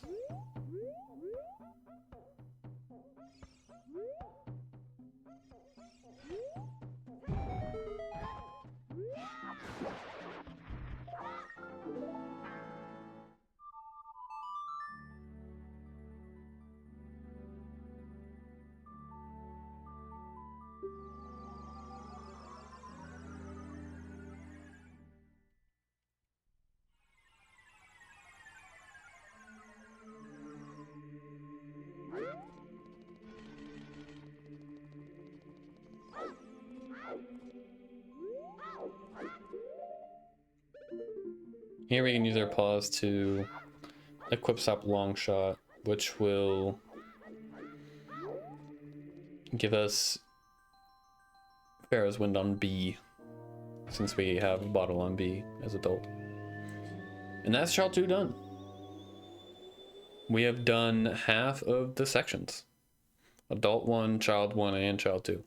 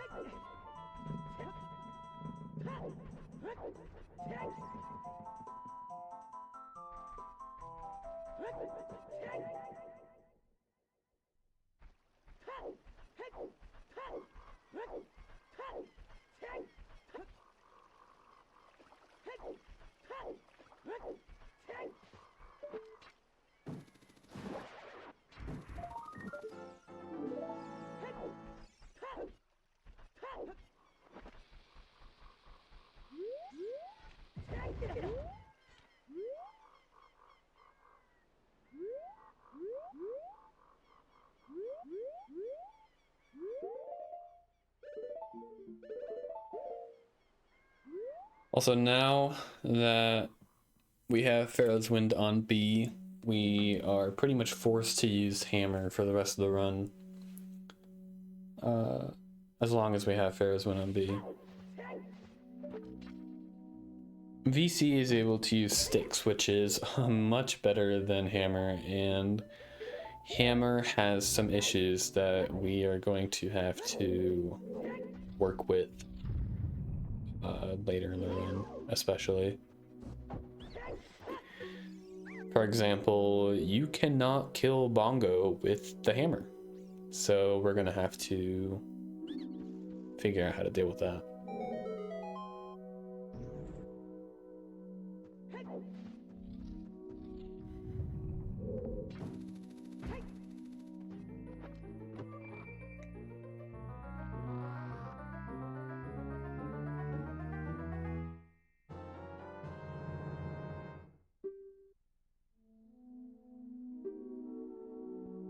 But for now, we can just do Deku as adult.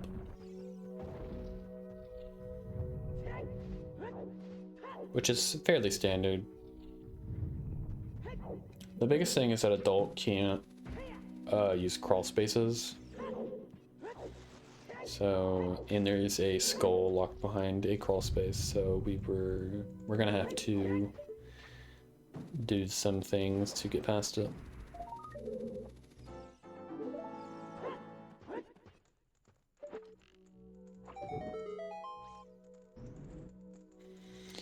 Luckily we do have bow now, so we don't have to do any QPA stuff to light torches, which is really nice. I guess we also have dins as well if we really needed it.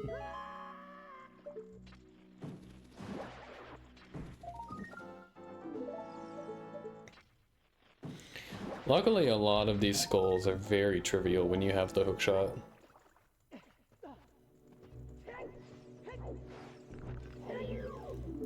Here we get to do crawl space skip, which is a pretty cool glitch. We can clip into this torch here, and then we can hover above the crawl space, and by side hopping here we get a ground clip with the slope, which we can use to land on the edge of the crawl space and then run over here.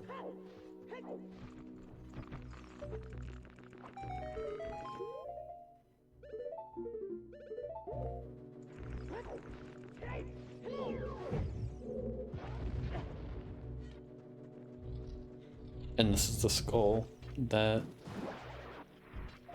is locked behind. But now it means we can't get back either.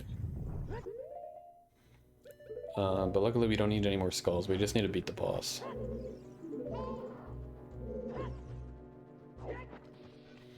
So, and I made sure to not break the web over there as well, because we can use the positioning of the web to clip under the ground with the super slide teleport. And then we can break the grass here. Do a like triple frame perfect Chew mega flip, or mega side up, I mean. And we made it to the boss.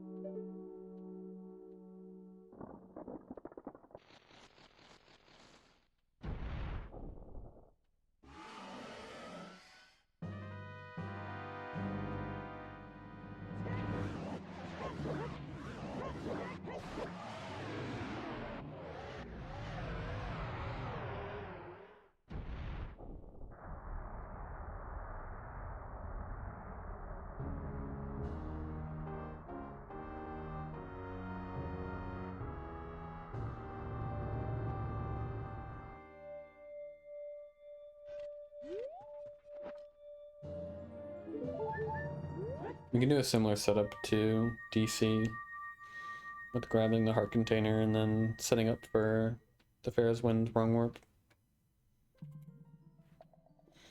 And we set our Pharaoh's Wind in the Temple of Time so that when we do the Pharaoh's Wind wrong warp, we actually get sent to the Raru cutscene. Which means now we're here. Without having Requiem or anything like that. It's a much more convenient strat to what I think the VC route still does, where I think they set Pharaoh's Wind in Lost Woods instead, which sends you to the Silver Gauntlets cutscene. And then they use that to get Mirror Shield and stuff. But we're going to be doing Spirit Temple in a slightly different way. Plus the Raru cutscene is much shorter than the Silver Gauntlets cutscene, which is really nice. The only downside is that, again, we're not at the top, which would be really nice. But we don't need anything at the top. It's not like we're desperate to get Mirror Shield or anything like that. We will be coming back and doing our own stuff to get it.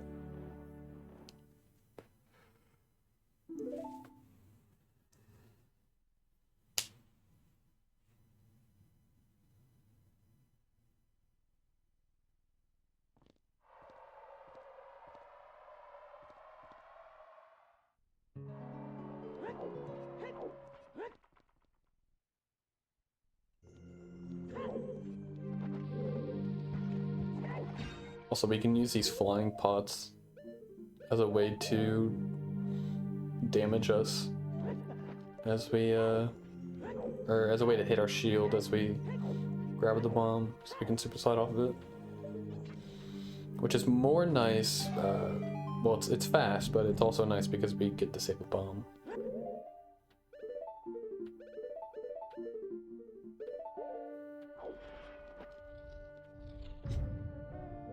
This is a pretty cool strat to get this skull as well.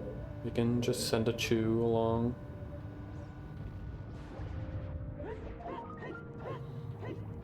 Which explodes, and then we can use a boomerang throw to grab through the wall.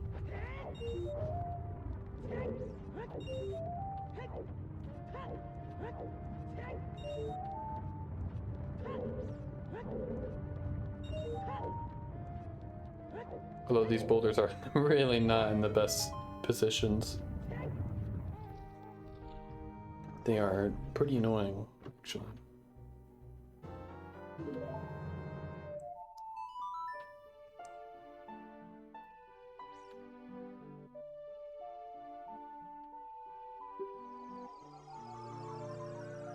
But yeah, now that we have Pharaoh's Wind, we can actually finish the water temple.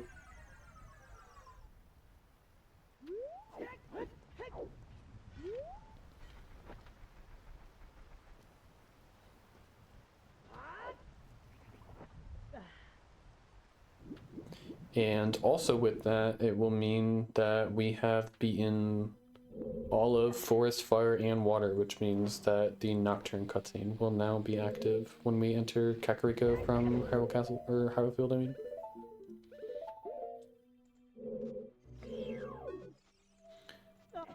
Because unfortunately, we kind of have to pick our poison with what we want, so we will not be wrong warping into the Nocturne cutscene, either as child or adult,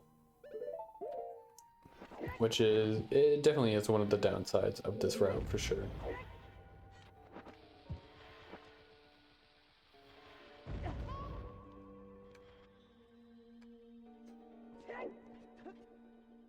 But it's much faster to do the things that we do anyway, so.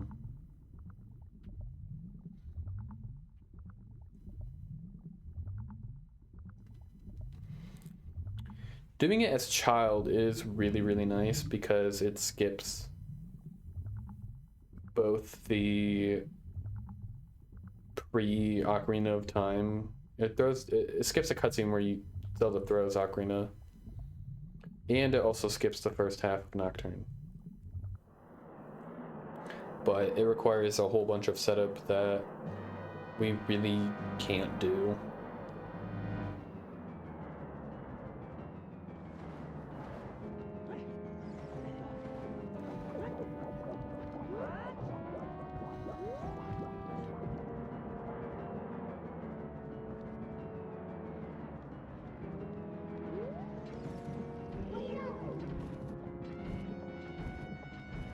This is the classic Morpho strat. Hookshot her into a corner and then you just crouch stab because she's stun locked pretty much.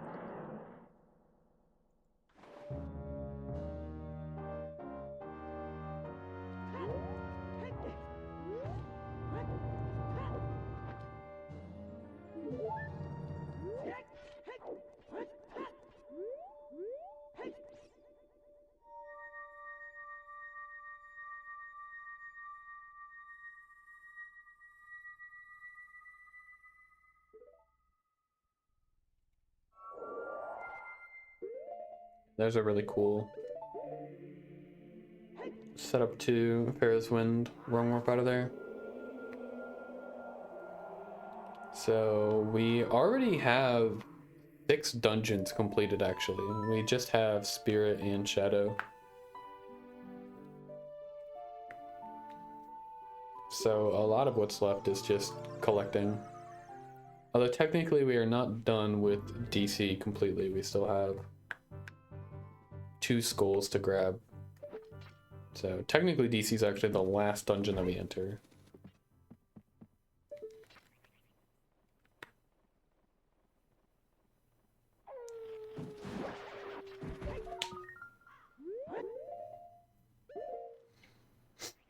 Here is the classic token delay weary dropping. Also, basically every setup for this glitch requires the sword, and we don't have that. So it actually took me a while to find a setup that works with Farrah's Wind on B.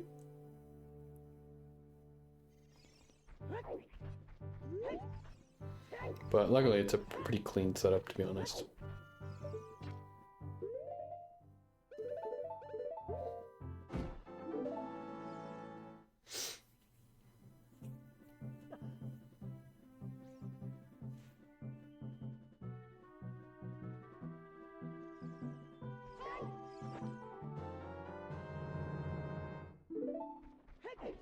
Where are we dropping?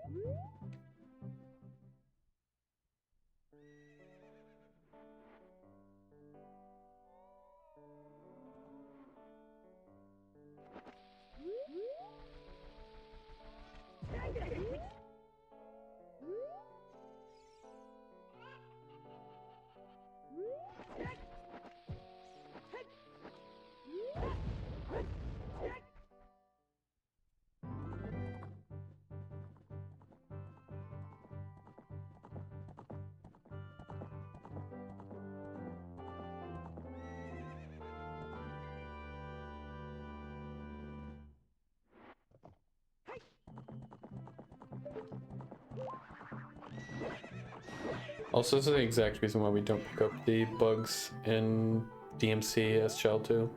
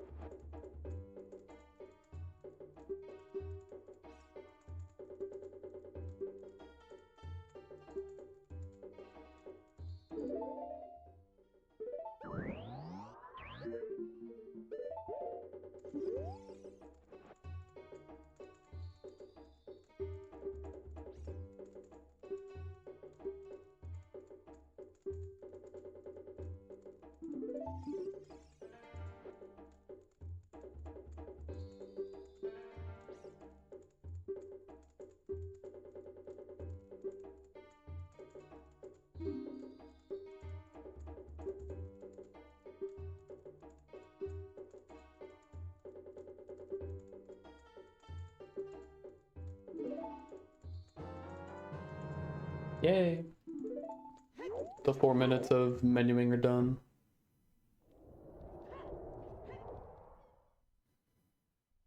Time to watch another cutscene.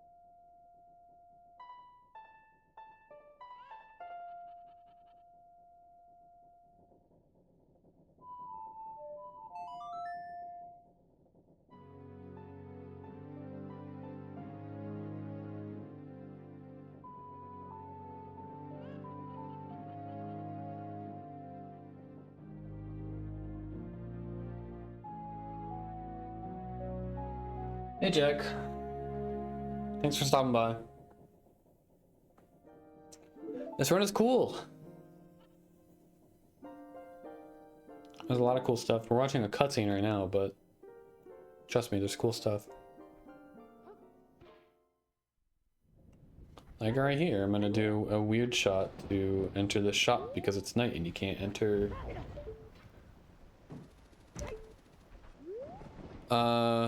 Well, considering there's no dog race in Ocarina of Time, no, I do not do the dog race.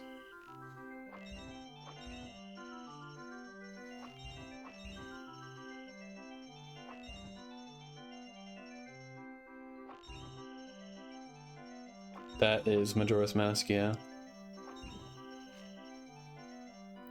I'll be doing Dampe pretty soon. Dampe's always fun. I'm doing Dampe in like 5 minutes, actually.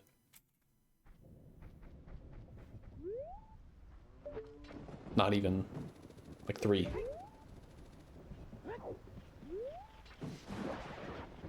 Ocarina of Time doesn't have dog race, it has Dampe and fishing pretty much.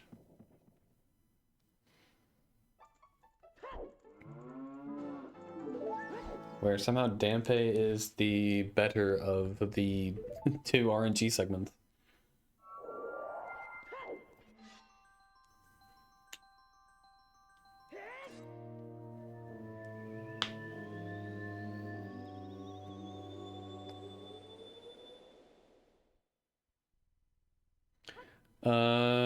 I'll probably wake up for the direct tomorrow.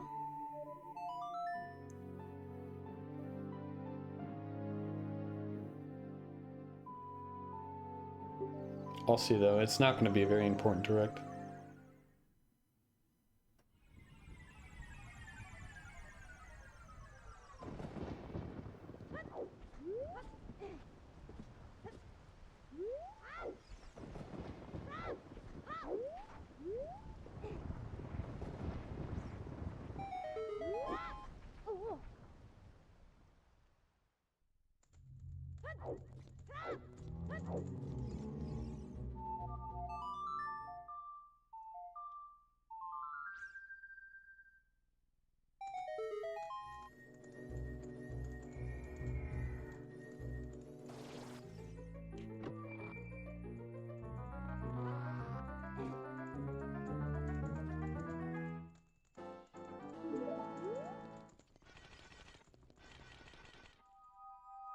Alright, here's Dampe.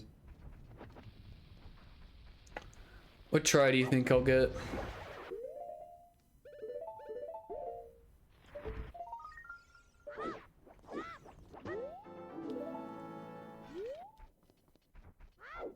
Eight? Maybe, we'll see.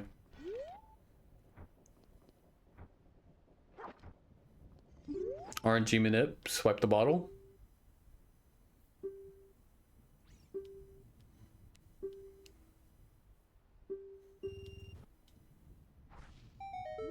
First try? No way. That's crazy.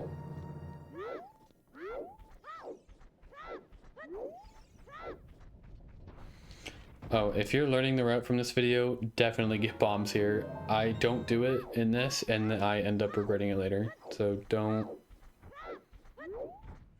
be me. Get bombs there.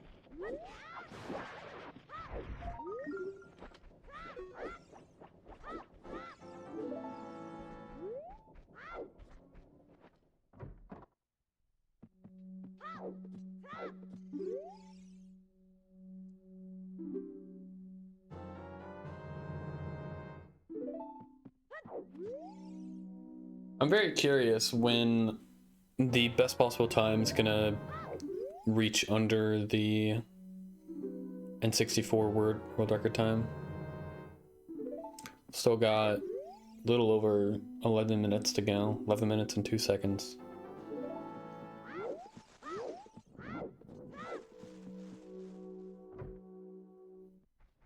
I mean, will we do it? Who knows? Maybe this is actually worse than the world record. Maybe I'm that bad.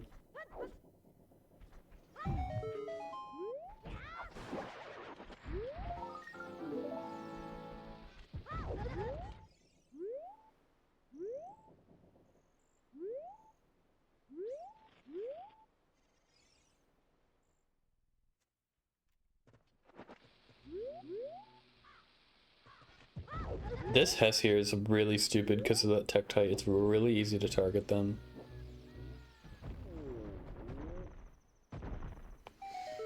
Hessing in general in DMT as child here is just really dumb. Because the hess back is worse.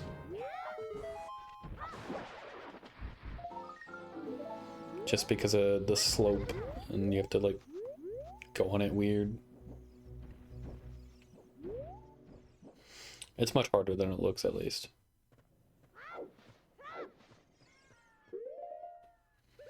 Luckily, we're not that pressed for time. I want to say that the ocarina cutscene sets time of day, but I could be wrong on that.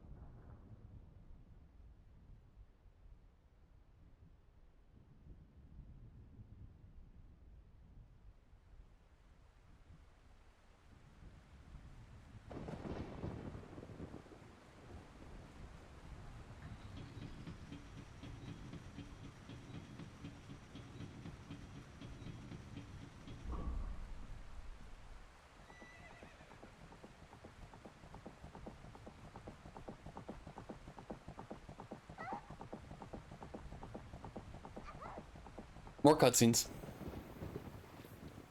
It's the tragic child section truth.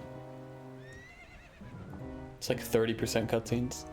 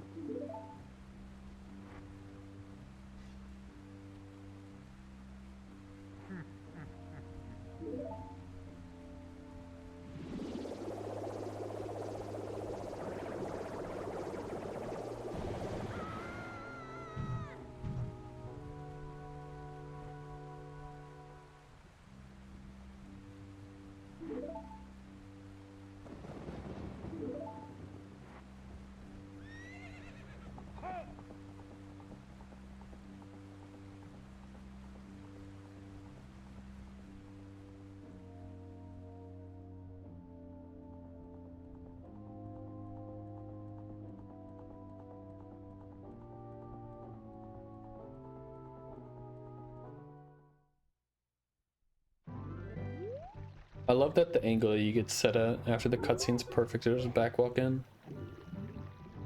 Awesome. Nintendo knew.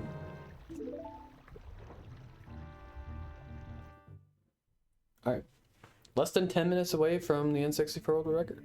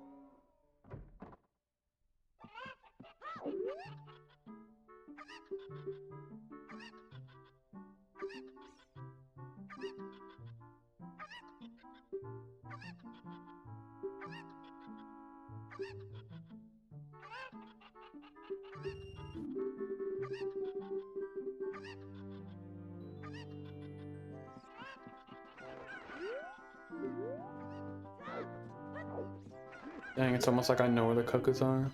That's crazy.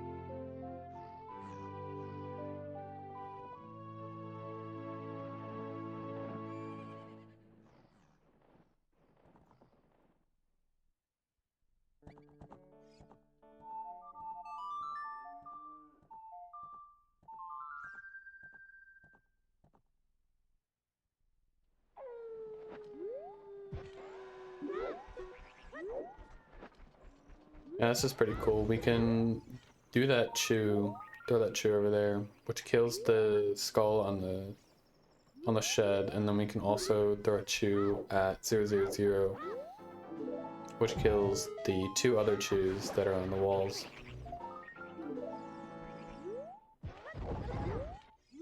And we can also use 000 as a way to make the chew explode and hess off of it. It is really tricky though, because the game lags when you kill the skulls, but it's doable for sure. Also, right here, this is not faster, I believe, but it's cool, so I did it anyway.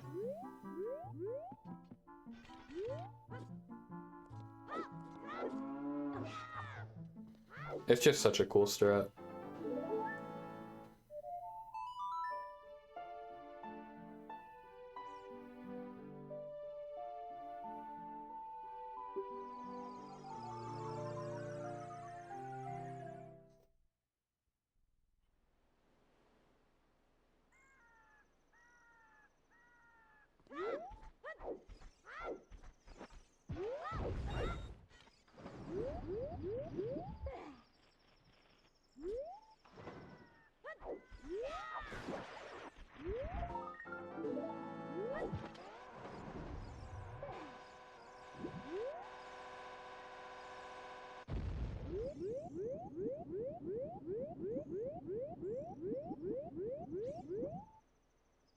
Alright, this is where I can save a bunch of time, I know, against these splits. Because fishing sucks, believe it or not, if you didn't know. I think it's by far my least favorite part of the entire game.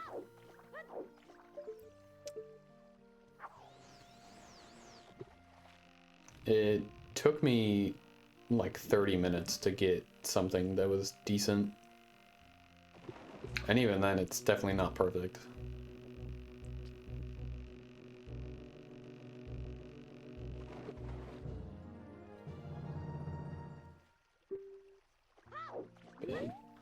We can hold Z here as well to get gold scale.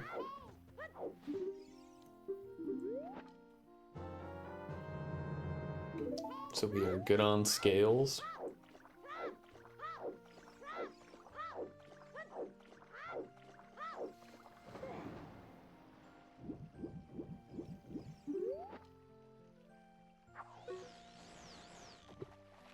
This fish is a lot easier to grab, in my opinion.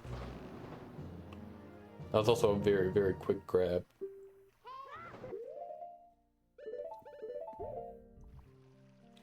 There is technically a setup here, but it's pretty slow. And it saves like 8 seconds or something to do the setup list, but yeah, this is where the new route like really branches out, because we're going to be stealing the fishing rod as child, which means we now have fishing rod on B, and that's why I did the equips there as well, because if we pause with fishing rod on B, then I can't remember if it like dims the B button, or you get blank B or something. All I know is that it won't work.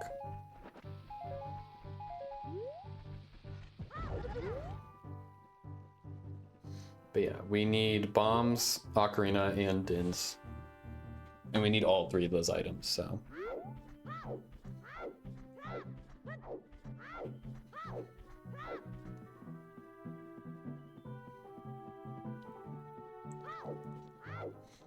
But yeah, we can use the fishing rod here to do what's called bunny hood text transfer glitch, which basically means that we can sell the bunny hood without ever having the bunny hood, so that when we go to the mask shop later, it'll see that we sold the bunny hood, and will pretty much unlock the entire shop for us. So we can just grab Mask of Truth. And we only need Mask of Truth because of an RBA earlier. We have the nuts, or sticks, or one of those two. I don't exactly remember which one we did,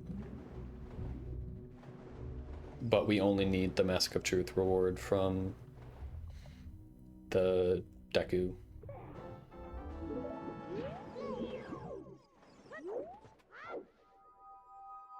So yeah, here, it's also why it was very important that we played Scarecrow's song fast.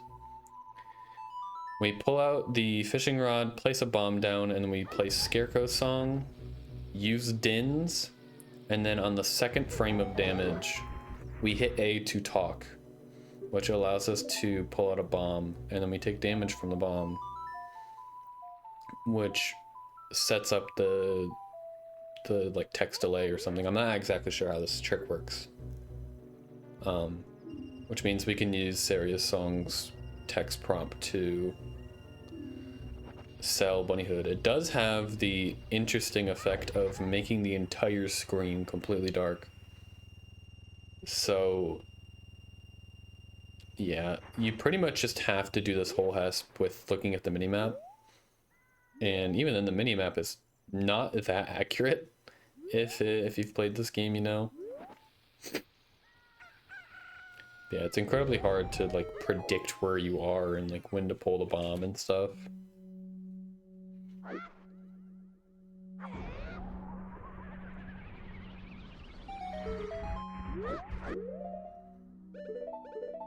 Yeah, as you can see, we see the sold out at the bottom right of our inventory, so we have successfully sold the Bunny Hood.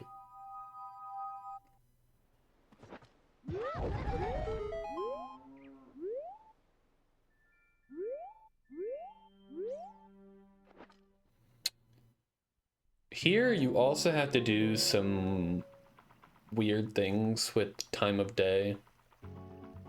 It'd be nice if we could just have it be permanently night for pretty much whenever, or forever, I mean. But we are in just a bunch of places that pass time of day. Luckily we can time this too so that we play Sun Song, and as soon as that's finished we can have the chew explode on it. But yeah, we need the skull there, and then we're also going to be needing the skulls in Lake Hylia. But by the time that we get to Lake Hylia, it will have already turned day, so we're going to have to play Sun Song twice.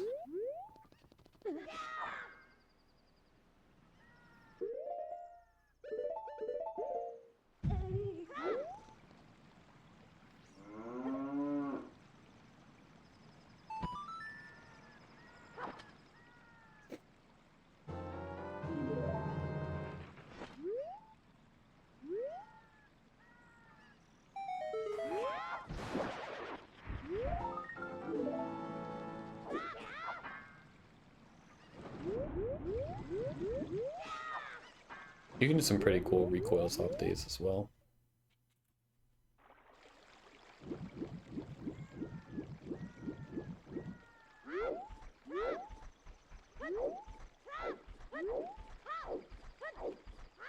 Here's also one of the harder sections of the run as well.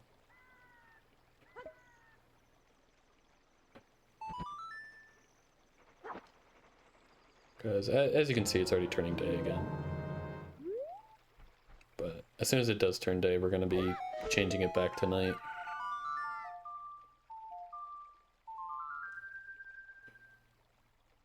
So now we're on the clock again, because we also need it to be night by the time that we enter Zora's domain. But we still have one more skull and one more heart piece to get. And that is this skull and the heart piece at the very top of the lab, which means that we have to hover. Because we will not be coming here as adult with Scarecrow Song. And honestly, with enough practice, this hover's not that bad. You just have to make sure that you're positioned right so you don't take damage.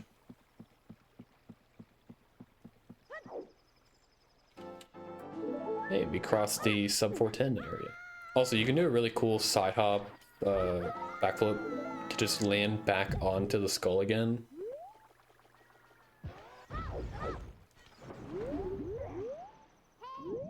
And use that to kill it.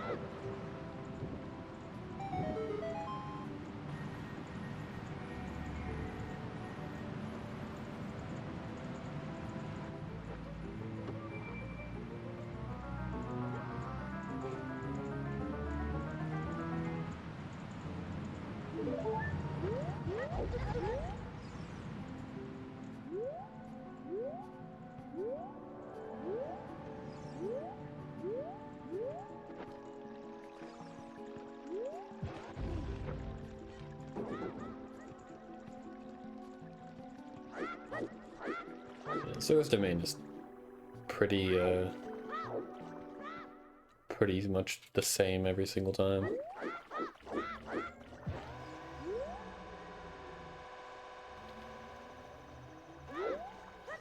We can send a chew here as well.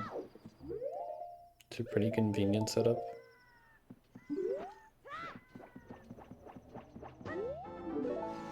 And if we collect it at the top of this log, the jump slash puts us at the perfect position to be able to west out of it.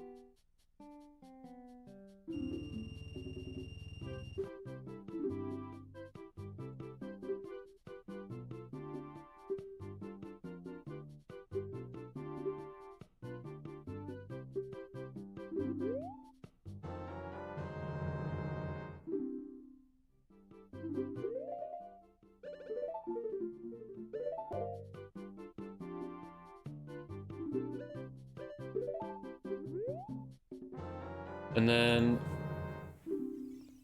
yeah, so we equip swap Mask of Truth there because we also need Goron Mask for a BA later as adult.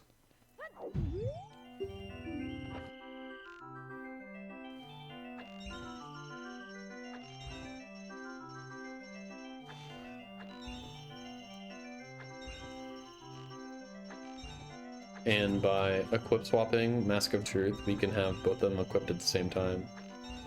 And we're going to be using Mask of Truth pretty soon. So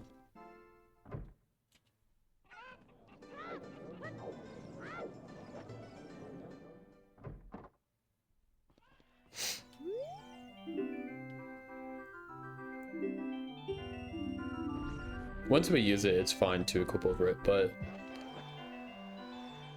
until then, we need to be cautious of our equips.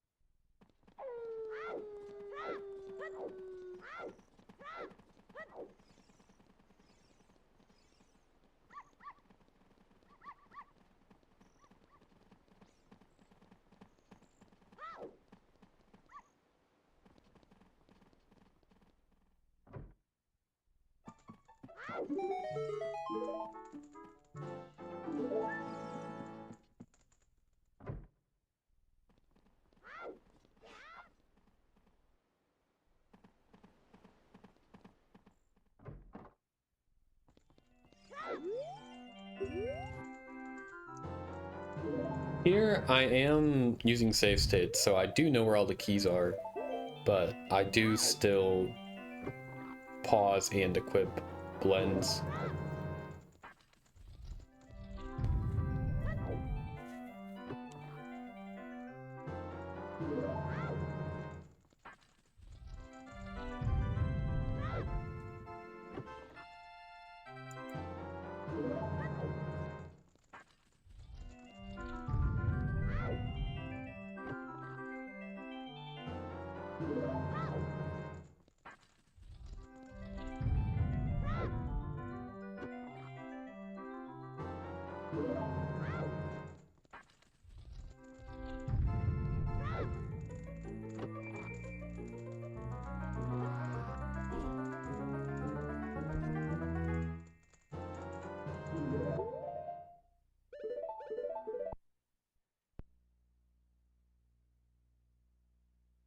We're just 10 seconds away from N64 world record, best possible time. Maybe the split.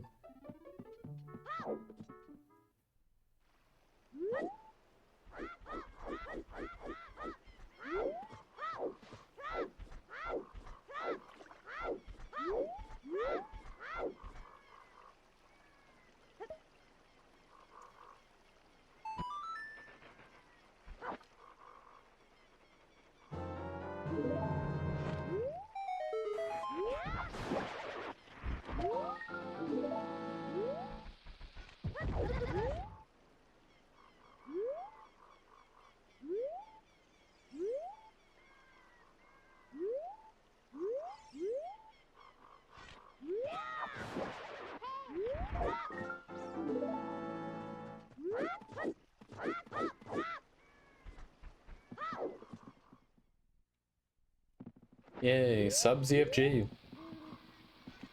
in the year 2025. Only took 7 or 8 years or whatever.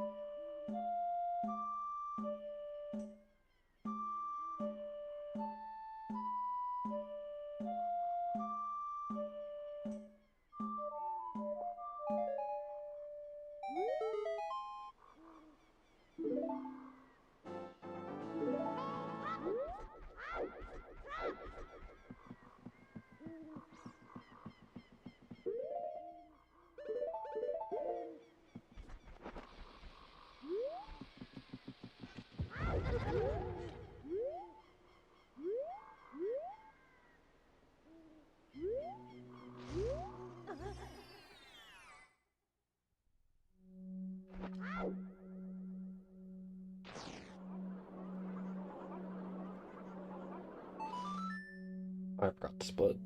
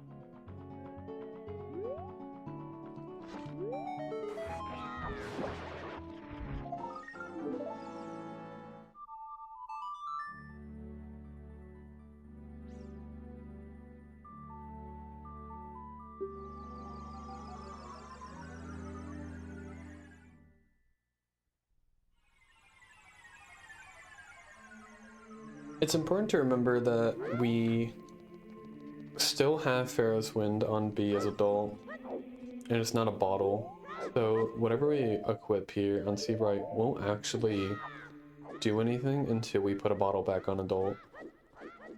But it is very important that we do equip the Goron mask there, because when we watch the later cutscene, we're going to be putting a bottle on our B button.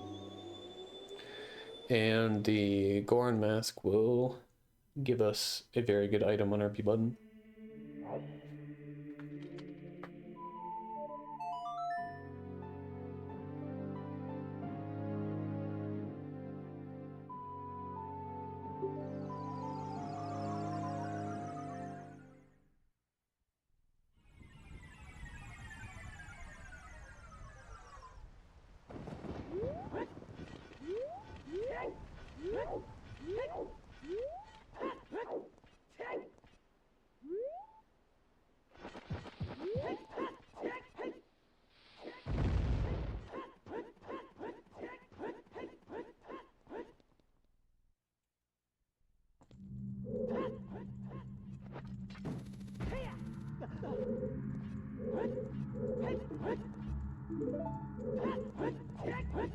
This is a really cool strat here.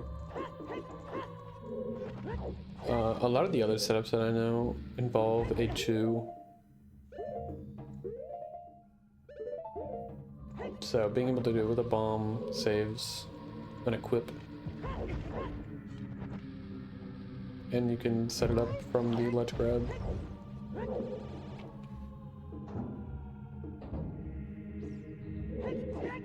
You can also overlap the bomb timer with Pharaoh's Wind here slightly.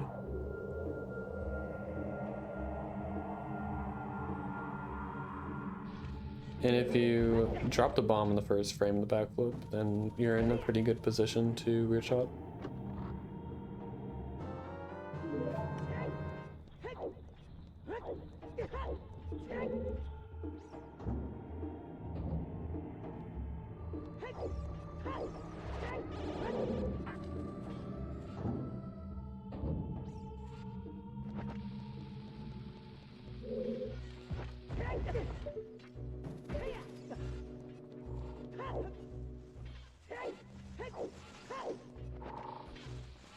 Here is also a really cool hess that you can do.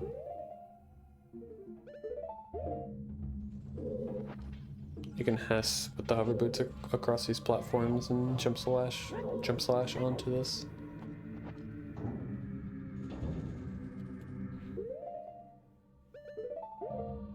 And that saves quite a bit of time, actually.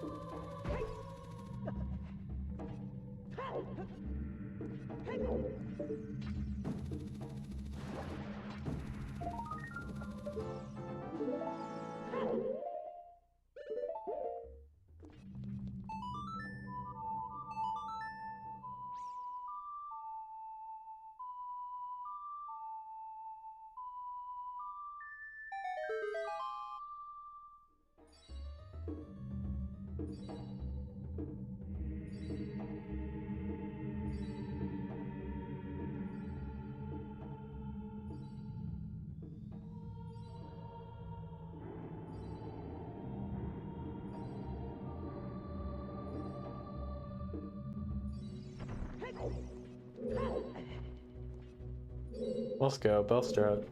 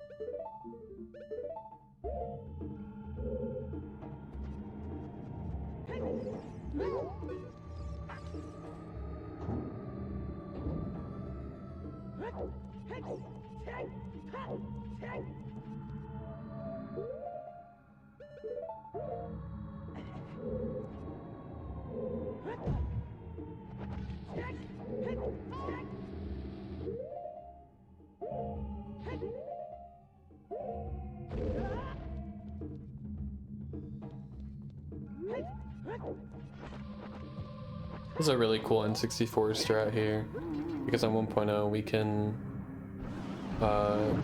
hit bongo without watching the cutscene.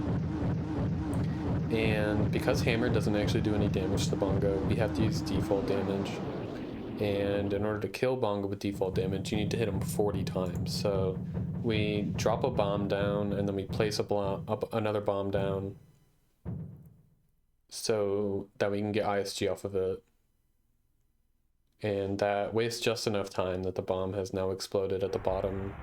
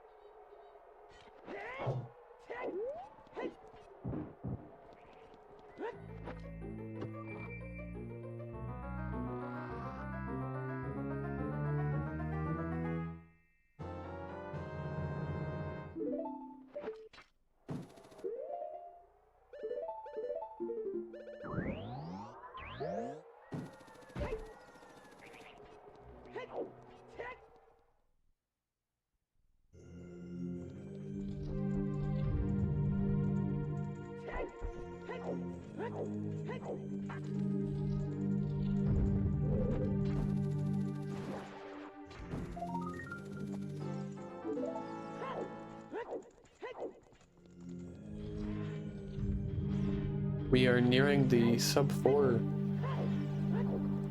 best possible time range.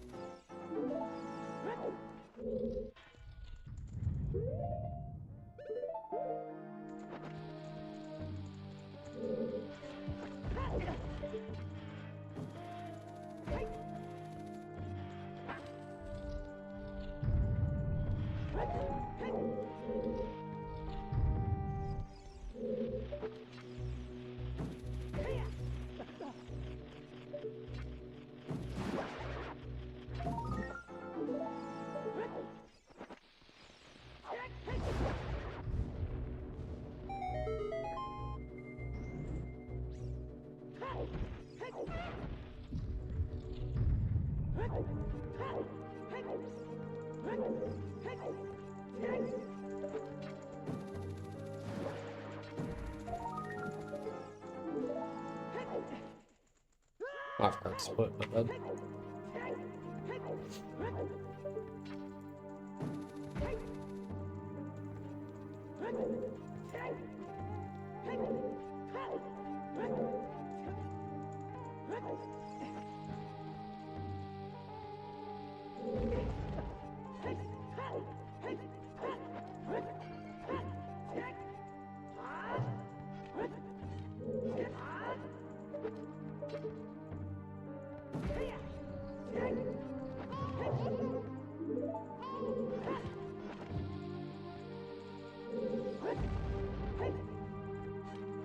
I didn't turn down correctly there, it still worked, so sure.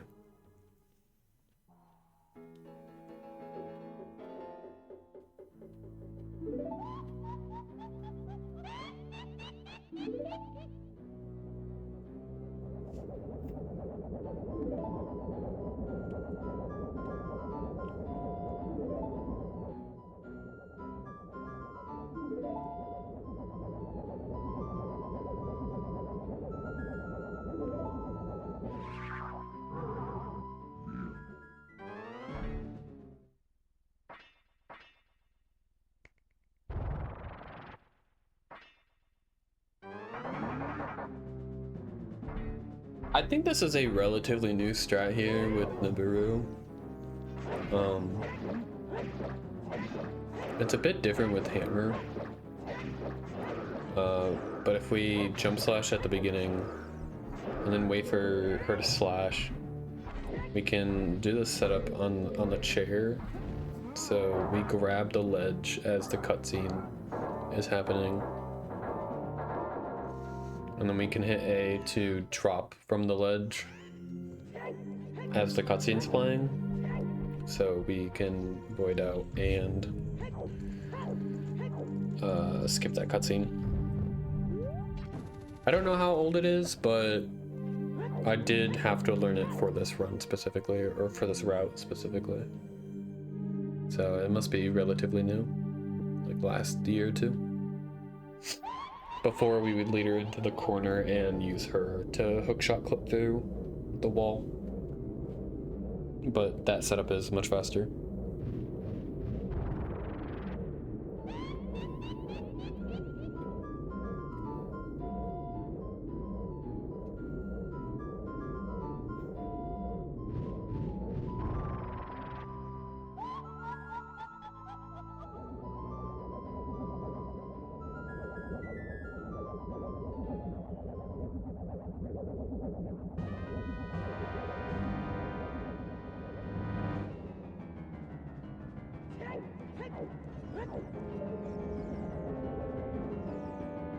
Also, I did try to manipulate Twin Rova as much as I could. I believe this is the best theoretical RNG you can get. I don't think you can get 4 in a row. I'm pretty sure that's a thing. I think the max is 3.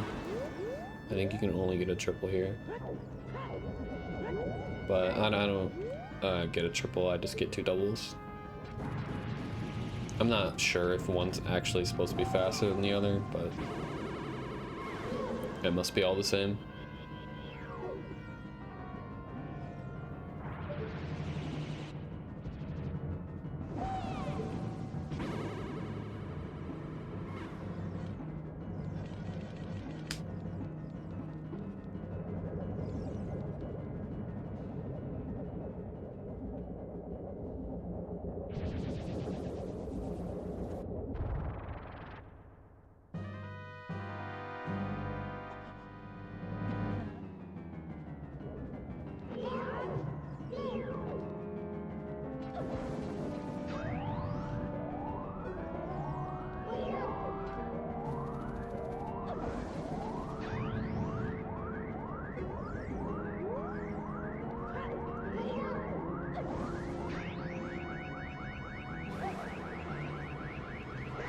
Everything else here is pretty standard though.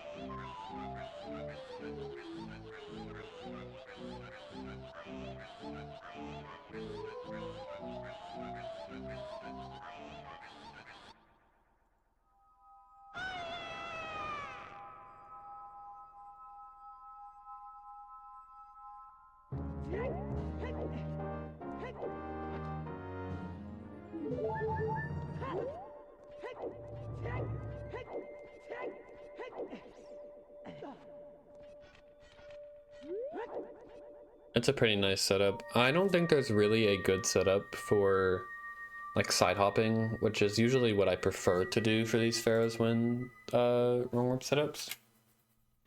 And then I just pause on the frame. I think it's slower technically if you do that. But I usually prefer that. Just being able to pause buffer it. But I don't think there's actually a really good setup there. At least I couldn't find one.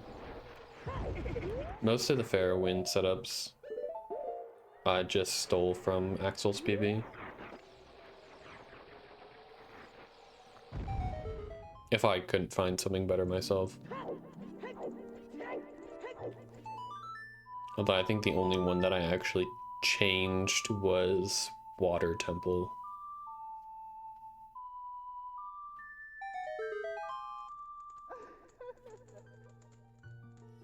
I think every other one is the same as Axel's.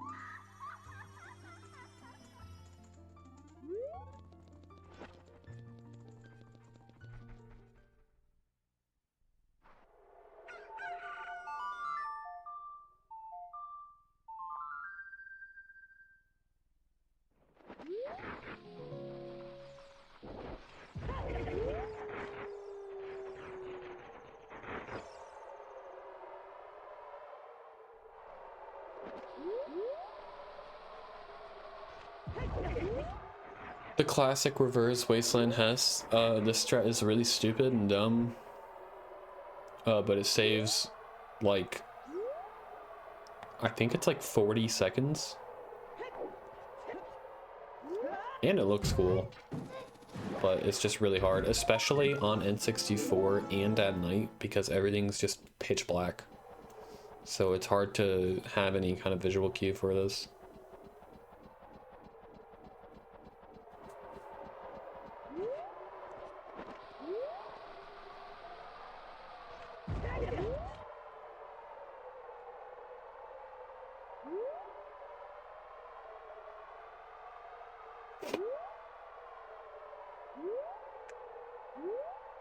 Also there, you hit Ocarina to slow yourself down because if you're moving too fast there, then you can't actually go across that like quicksand gap area.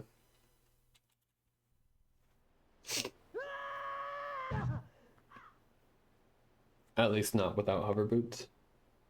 So you can either use the ocarina trick or just equip hover boots, but then you have to equip hover boots and then also unequip hover boots. So ocarina there is faster, but it is definitely harder because you still need a good angle to cross the gap. Also under sub 4 best possible time. Will we see sub 4?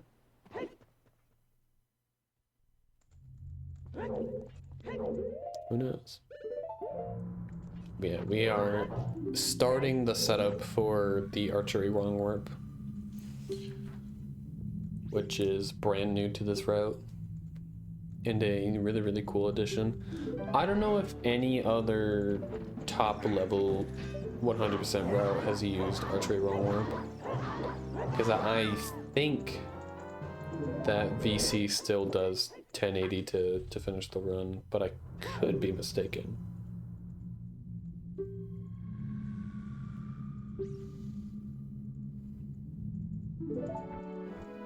But archery wrong warp is really cool. Plus it allows us to use 1080 to do other stuff like the prelude void warp.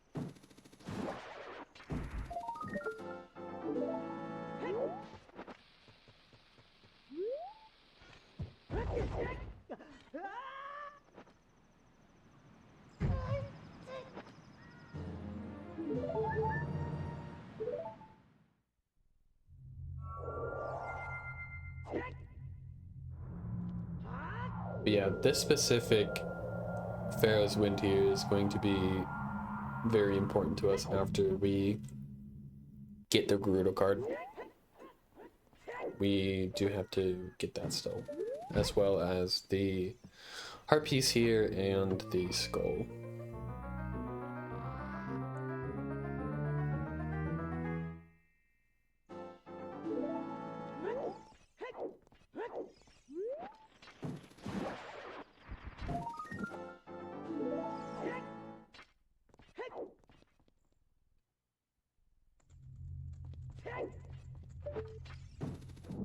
Also, something annoying here, especially with this guard, is we don't have anything, as far as I know. Maybe there's some weird obscure item, but we don't actually have anything to stun her or to kill her, I mean. Because we don't have sword and we don't have, and we can't use sticks. And hammer doesn't work on her. So we stun her with the hook shot there, but when we leave, we're gonna have to stun her again with the hook shot because she'll be back up.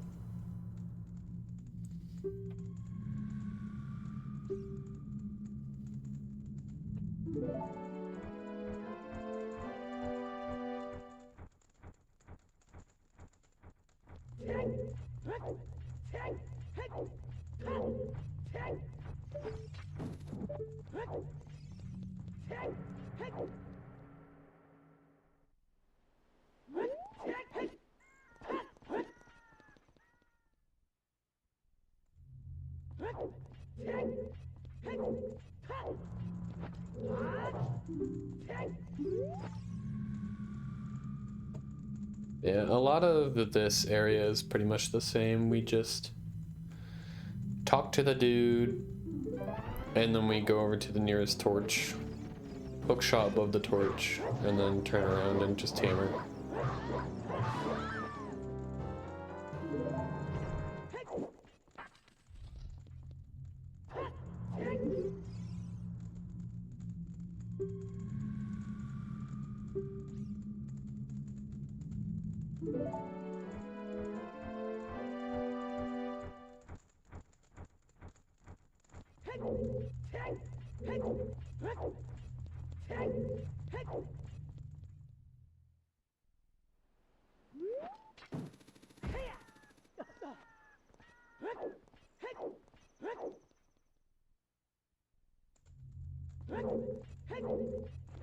This is the final guard that we have to kill.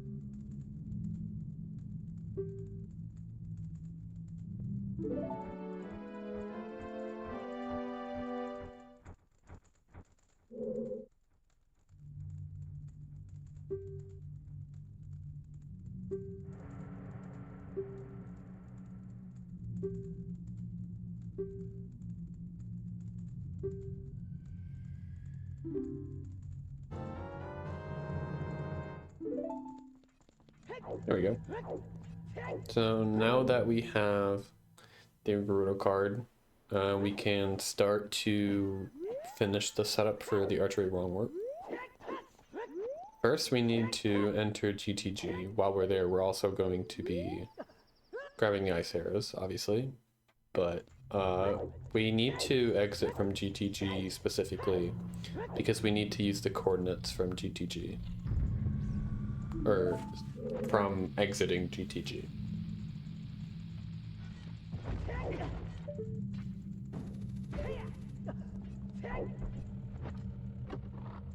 Also, since we RBA'd with what would have been hookshot, I think. I believe that's what put a bottle or ice arrow slot, which means we do get the quick animation there. But yeah, for the archery wrong warp, we just need to weird shot up here. We just need a way to get to the vines, pretty much. And if we hookshot the very far right of the vines, we can just jump slash through. We can then do a little setup here to hover just along the edge. And then we can do a Pharaoh's Wind dive. And then the timing for this, I like to use the arrows. So on the 6th arrow flash right there, we return Pharaoh's Wind. We can dispel Pharaoh's Wind. And now we have the GTG coordinates, the exiting GTG coordinates. So that's where Pharaoh's Wind is going to put us when we return to it.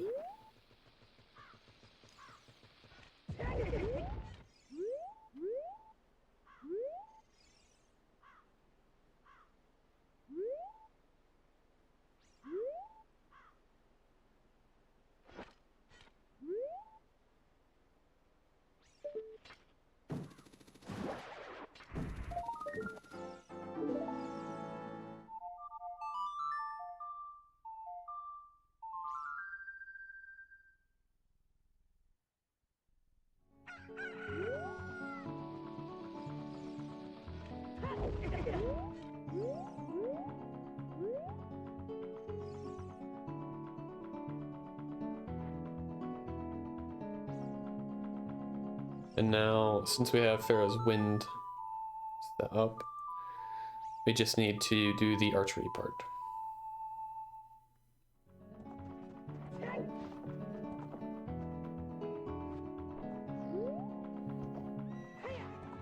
But first we need to actually get the quiver and heart piece from the archery games.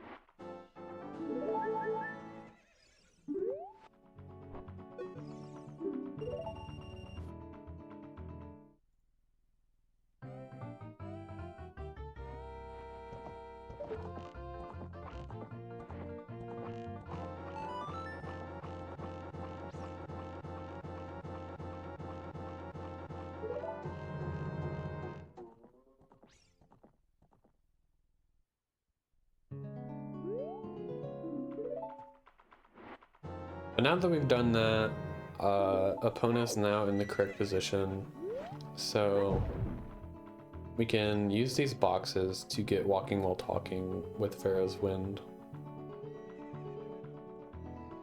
If we use the hook shot and then Pharaoh's Wind on the very next frame, and then if we hook shot this box, target this, talk to her, use a nut, use a cutscene item, and then mash before the text finishes.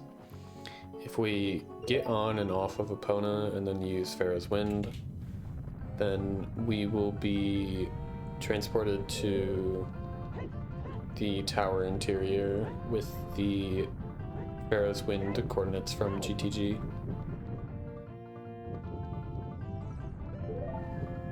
And then we can just set Pharaoh's Wind here, and this is just so that we have Pharaoh's Wind here, so we can enter a dungeon, or I guess technically also do restricted items, and use Pharaoh's Wind to get back here. Because there's still a couple things that we need to collect, like the Goron tunic that we skipped a while ago.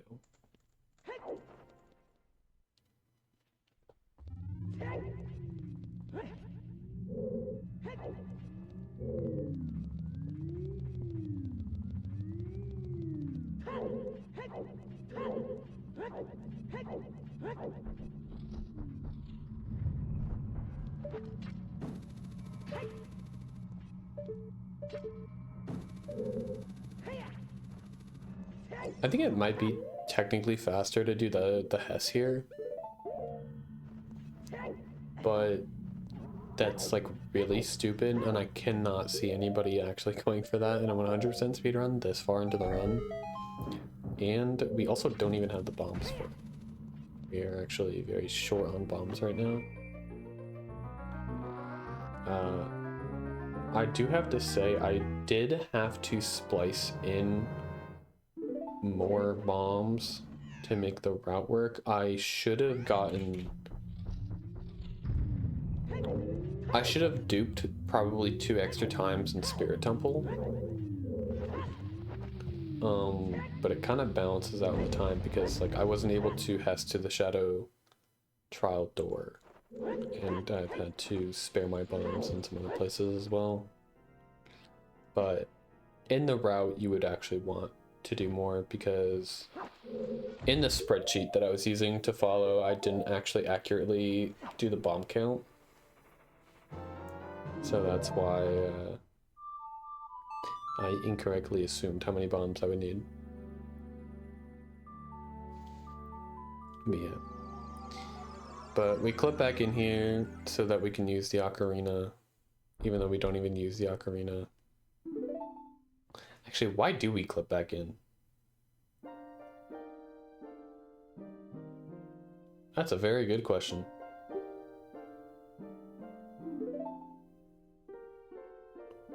I don't think there's any reason we need to go back.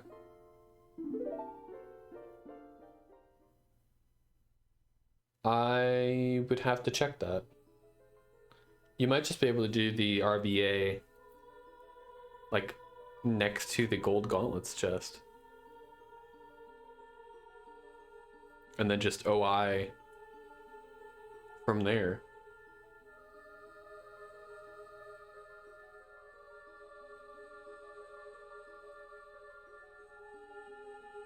Huh. Yeah, that would save, I don't know, 30 seconds? I'm gonna have to check that out. I don't know why I didn't think of that.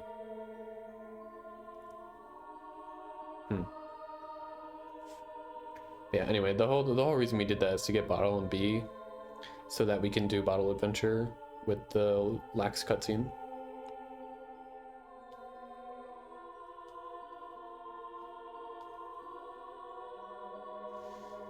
Yeah, I don't even know, maybe it doesn't even tell you to do that in the sheet, in the route.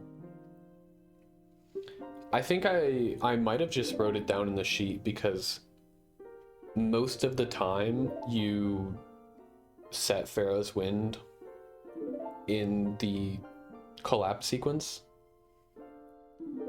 you save and quit, and you get gold gauntlets, and then you clip back in, and then you use that to use Pharaoh's Wind. So that's probably what I was thinking. Well, I'm not gonna re-record this, but you could probably save another good like 30 seconds there. I just completely looked over that. I'll make sure to try to remember to write that in the description of the video when it goes on YouTube. And obviously if you're, you know, watching this video to learn the route, look in the description to see if it's possible.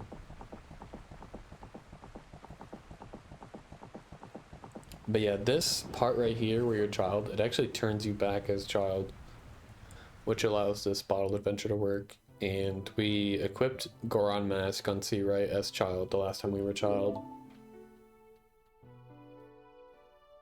Which puts like, it's like item 217 or something. It's like completely out of the bounds of the normal items that you get. So we get, we'll have a glitched item on B, which we can use as eye drops. Very similar to what the VC route does, I believe. But because we did the hold R and the like text delay, item delay thing with King Zora earlier in Adult 1, you know, back 2.5 hours ago, maybe even 3 hours ago, we got prescription from that. And when you give eye drops to the big Goron, it checks to see if you have prescription, or like prescription, or as like something or higher. So if we just had eye drops, the glitched eye drops on B, but we didn't have prescription, then it just wouldn't work.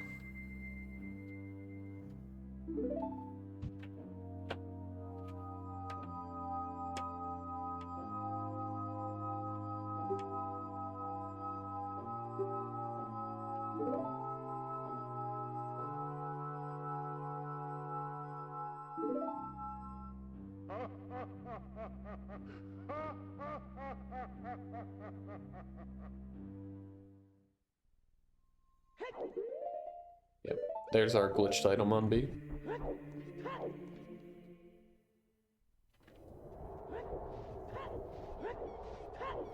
Which means we still don't have sword.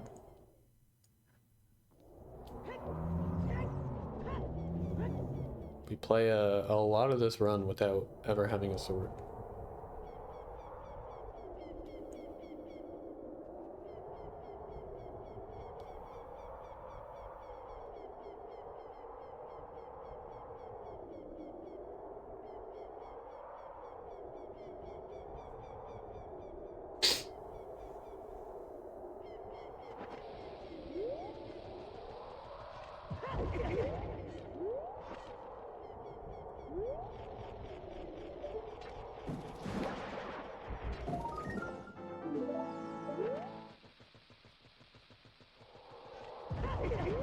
This clip is always really cool, to use the speed from the hess and then use hover boots to clip through.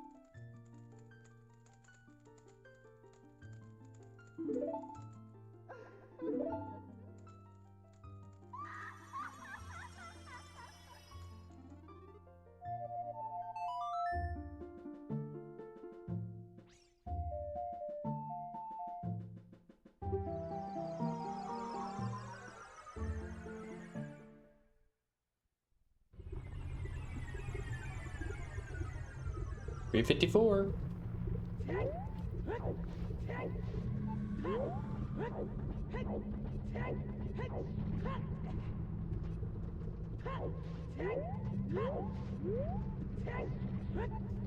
Also, this slope right here is very, very awkward.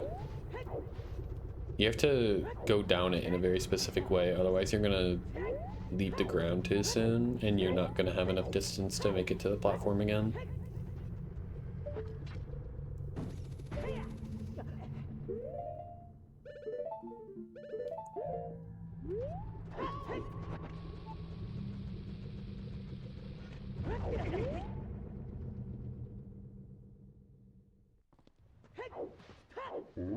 Also, it's funny that we have an excess of bombs now, because we were so poor earlier in the run. So we can do a lot of movement tricks with bombs that save, like, I don't know, maybe not even a second. But yeah, we can use the glitch item there to give Bigoron eye drops. And because we had prescription, it works.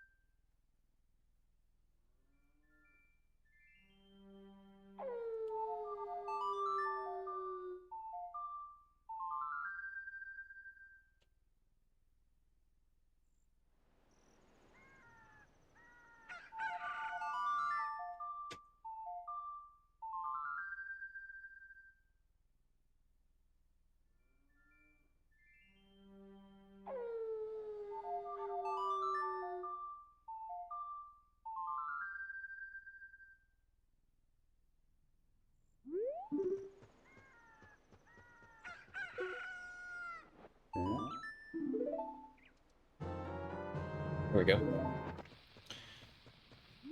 With the Bigoron sword, all we have left is the Goron tunic and I believe 3 more skulls. So we are in the end game. Only 3 more splits.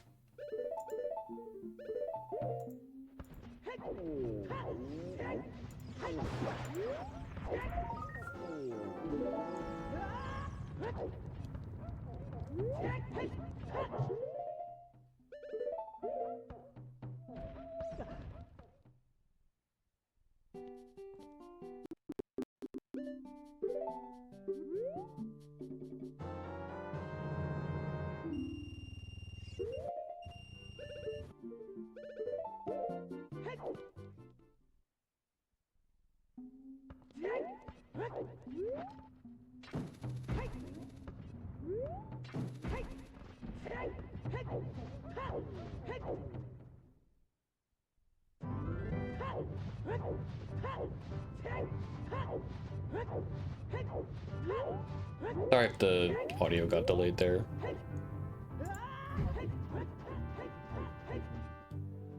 My computer like froze. Oh, I forgot there was also a heart piece we needed to get. Don't forget that heart piece. But the audio should be good now. Yeah, and this is why we blew up the mud wall earlier. We can place a bomb down there too, because that's where 0, 0 is. And if it explodes as we go through that loading plane, then it will kill the skull up here for us. Because we don't actually have Scarecrow's Son, because we never learned it as adult. So the only other way to get that is to use a chew to blow it up. Because you can't actually reach it as just like a normal hook shot when it's still alive. It has to be dead because the hitbox for the token is slightly bigger. The kiss.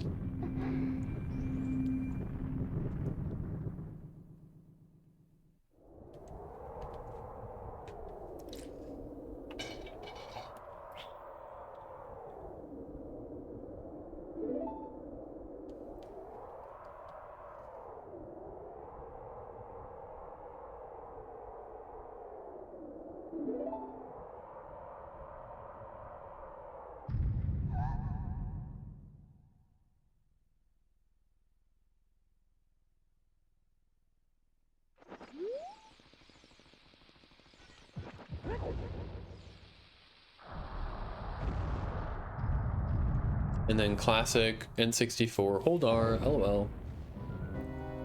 Super slide into the fight to keep the Master Sword. And we don't need to do a jump slash before because the crouch step strat is slow.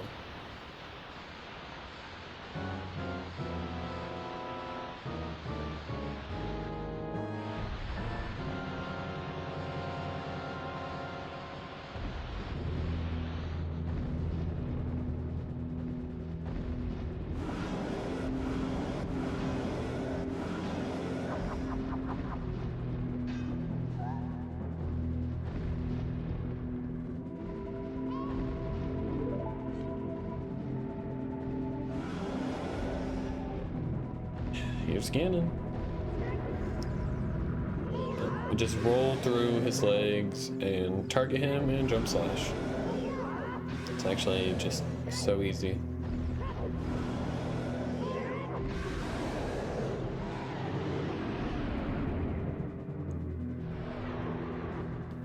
Could surely never die to this boss fight ever.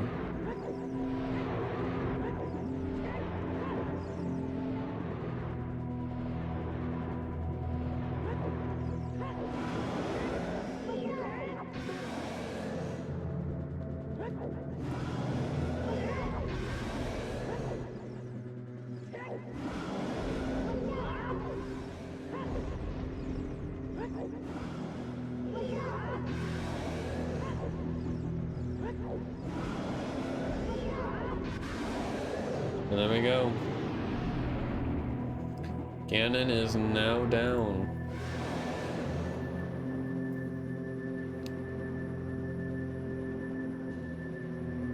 We have all heart containers, all heart pieces, all sculptulas, all equipment status, all items and its upgrades. And that is Ocarina of Time. Done on the N64 100% in 3 hours, 53 minutes, and 9 seconds.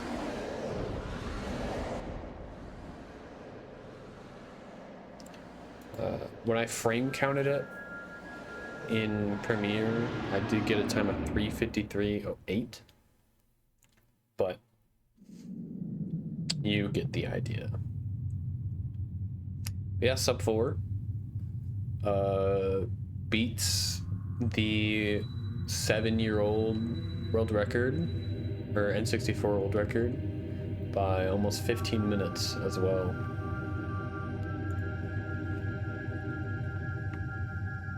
And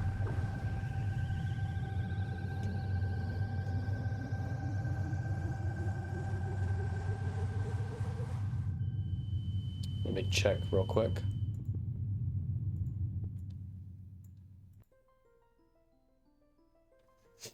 Yeah, it also beats the summa best that ZFG had at the time of the record by like 5 minutes.